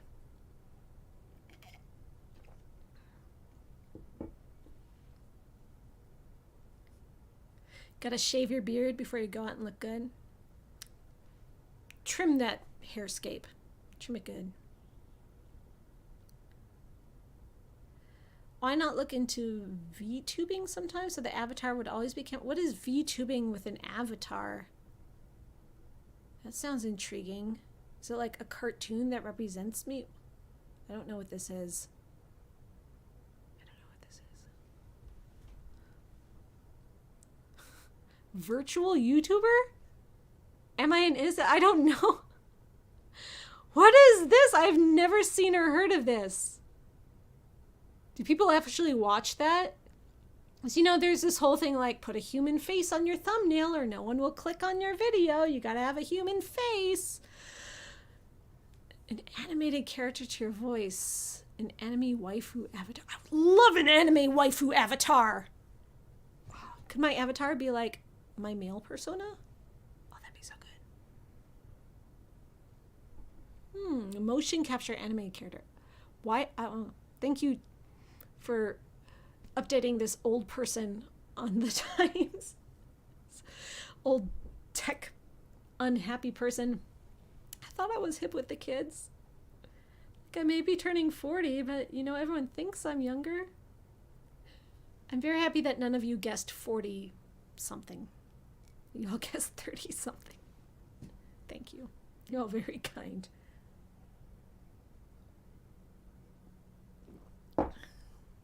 My drink is gone. I'm going to look into that. Thank you for alerting me that it exists. Thank you for being part of the Vampire Book Club.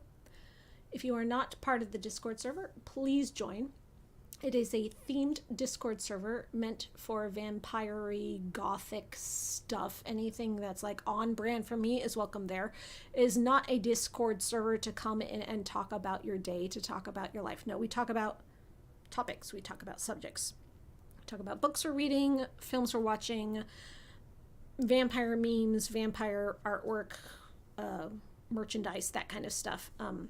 This server is not your personal blog. Do not come in and say like random things. There is a pets and selfie channel if you want to share pictures of your dog. They don't have to be vampire dogs. There are spaces for that, but generally it is a theme server. So if that's what you're looking for, come to my server and join. There are 1,000 people in my server, but only about like 40 actually interact. So it's like a pretty chill server and you can actually keep up with it. It's not going to overwhelm you. Though I wish it would be more active.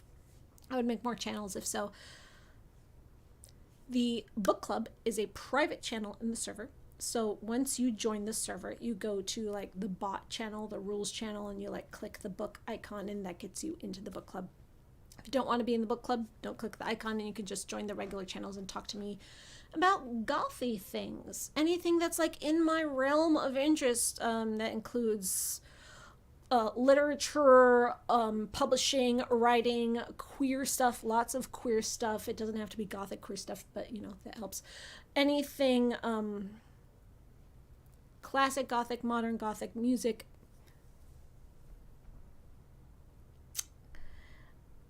If that's your vibe, join us.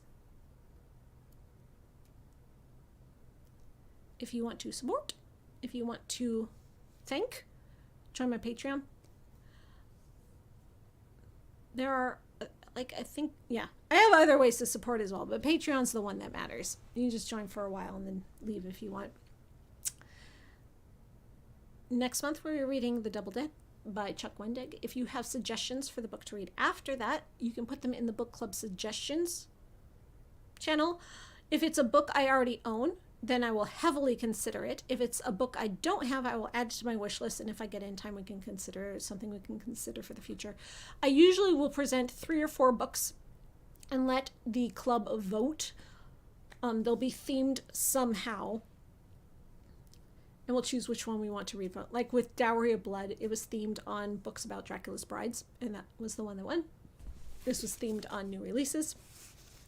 This one didn't get a vote because my choice, my birthday, which I do sometimes. That's how it works. But I like it to be interactive. I like you to have input. I like to be part of it. So put your suggestions in the book club suggestions thing. Or if you have a suggestion for the type of book. Like one month someone's like, I want to read a detective book. So I picked 3 random detective books that I already had on my shelves, and I put those up for a vote. And that's what we chose between. Please give me suggestions. We could always use more. Yeah. Thank you for joining me. We are a little later than usual. Usually this takes place on the 13th of the month, but we're a little later because I was in New York City seeing the closing of Phantom of the Opera. Sadness, come weep with me. Oh, we also have a Phantom of the Opera channel on the server because it's on brand. You can just come and talk fandom with us if that's what you're into. I'm going to say goodnight now. My drink is gone, and it is 11:30-ish. Good stream, you guys. We were here for 3 hours. I had a lot to say about this book. Thank you for reading it with me. I'm sorry it wasn't more what we hoped for, but that's why we read, to find out these new things. Join the server so we can keep chatting. I read almost everything in the server. I don't always reply, but I'm usually always reading pretty much everything. There's a few channels I have muted, which are just for you and not for me, but the rest of them I'm always checking everything out. So yes, come hang out with me in the Discord server. Join my Patreon if you want to support. Otherwise, I am on Twitter. You know where I am. Facebook, so on, so forth, etc. Yes. Thank you for joining me. I hope you all have a good night and happy vampire reading. And let me know, please let me know what you want to read next. I have no thoughts or ideas yet, so you let me know what you want to read next. Thank you. Good night.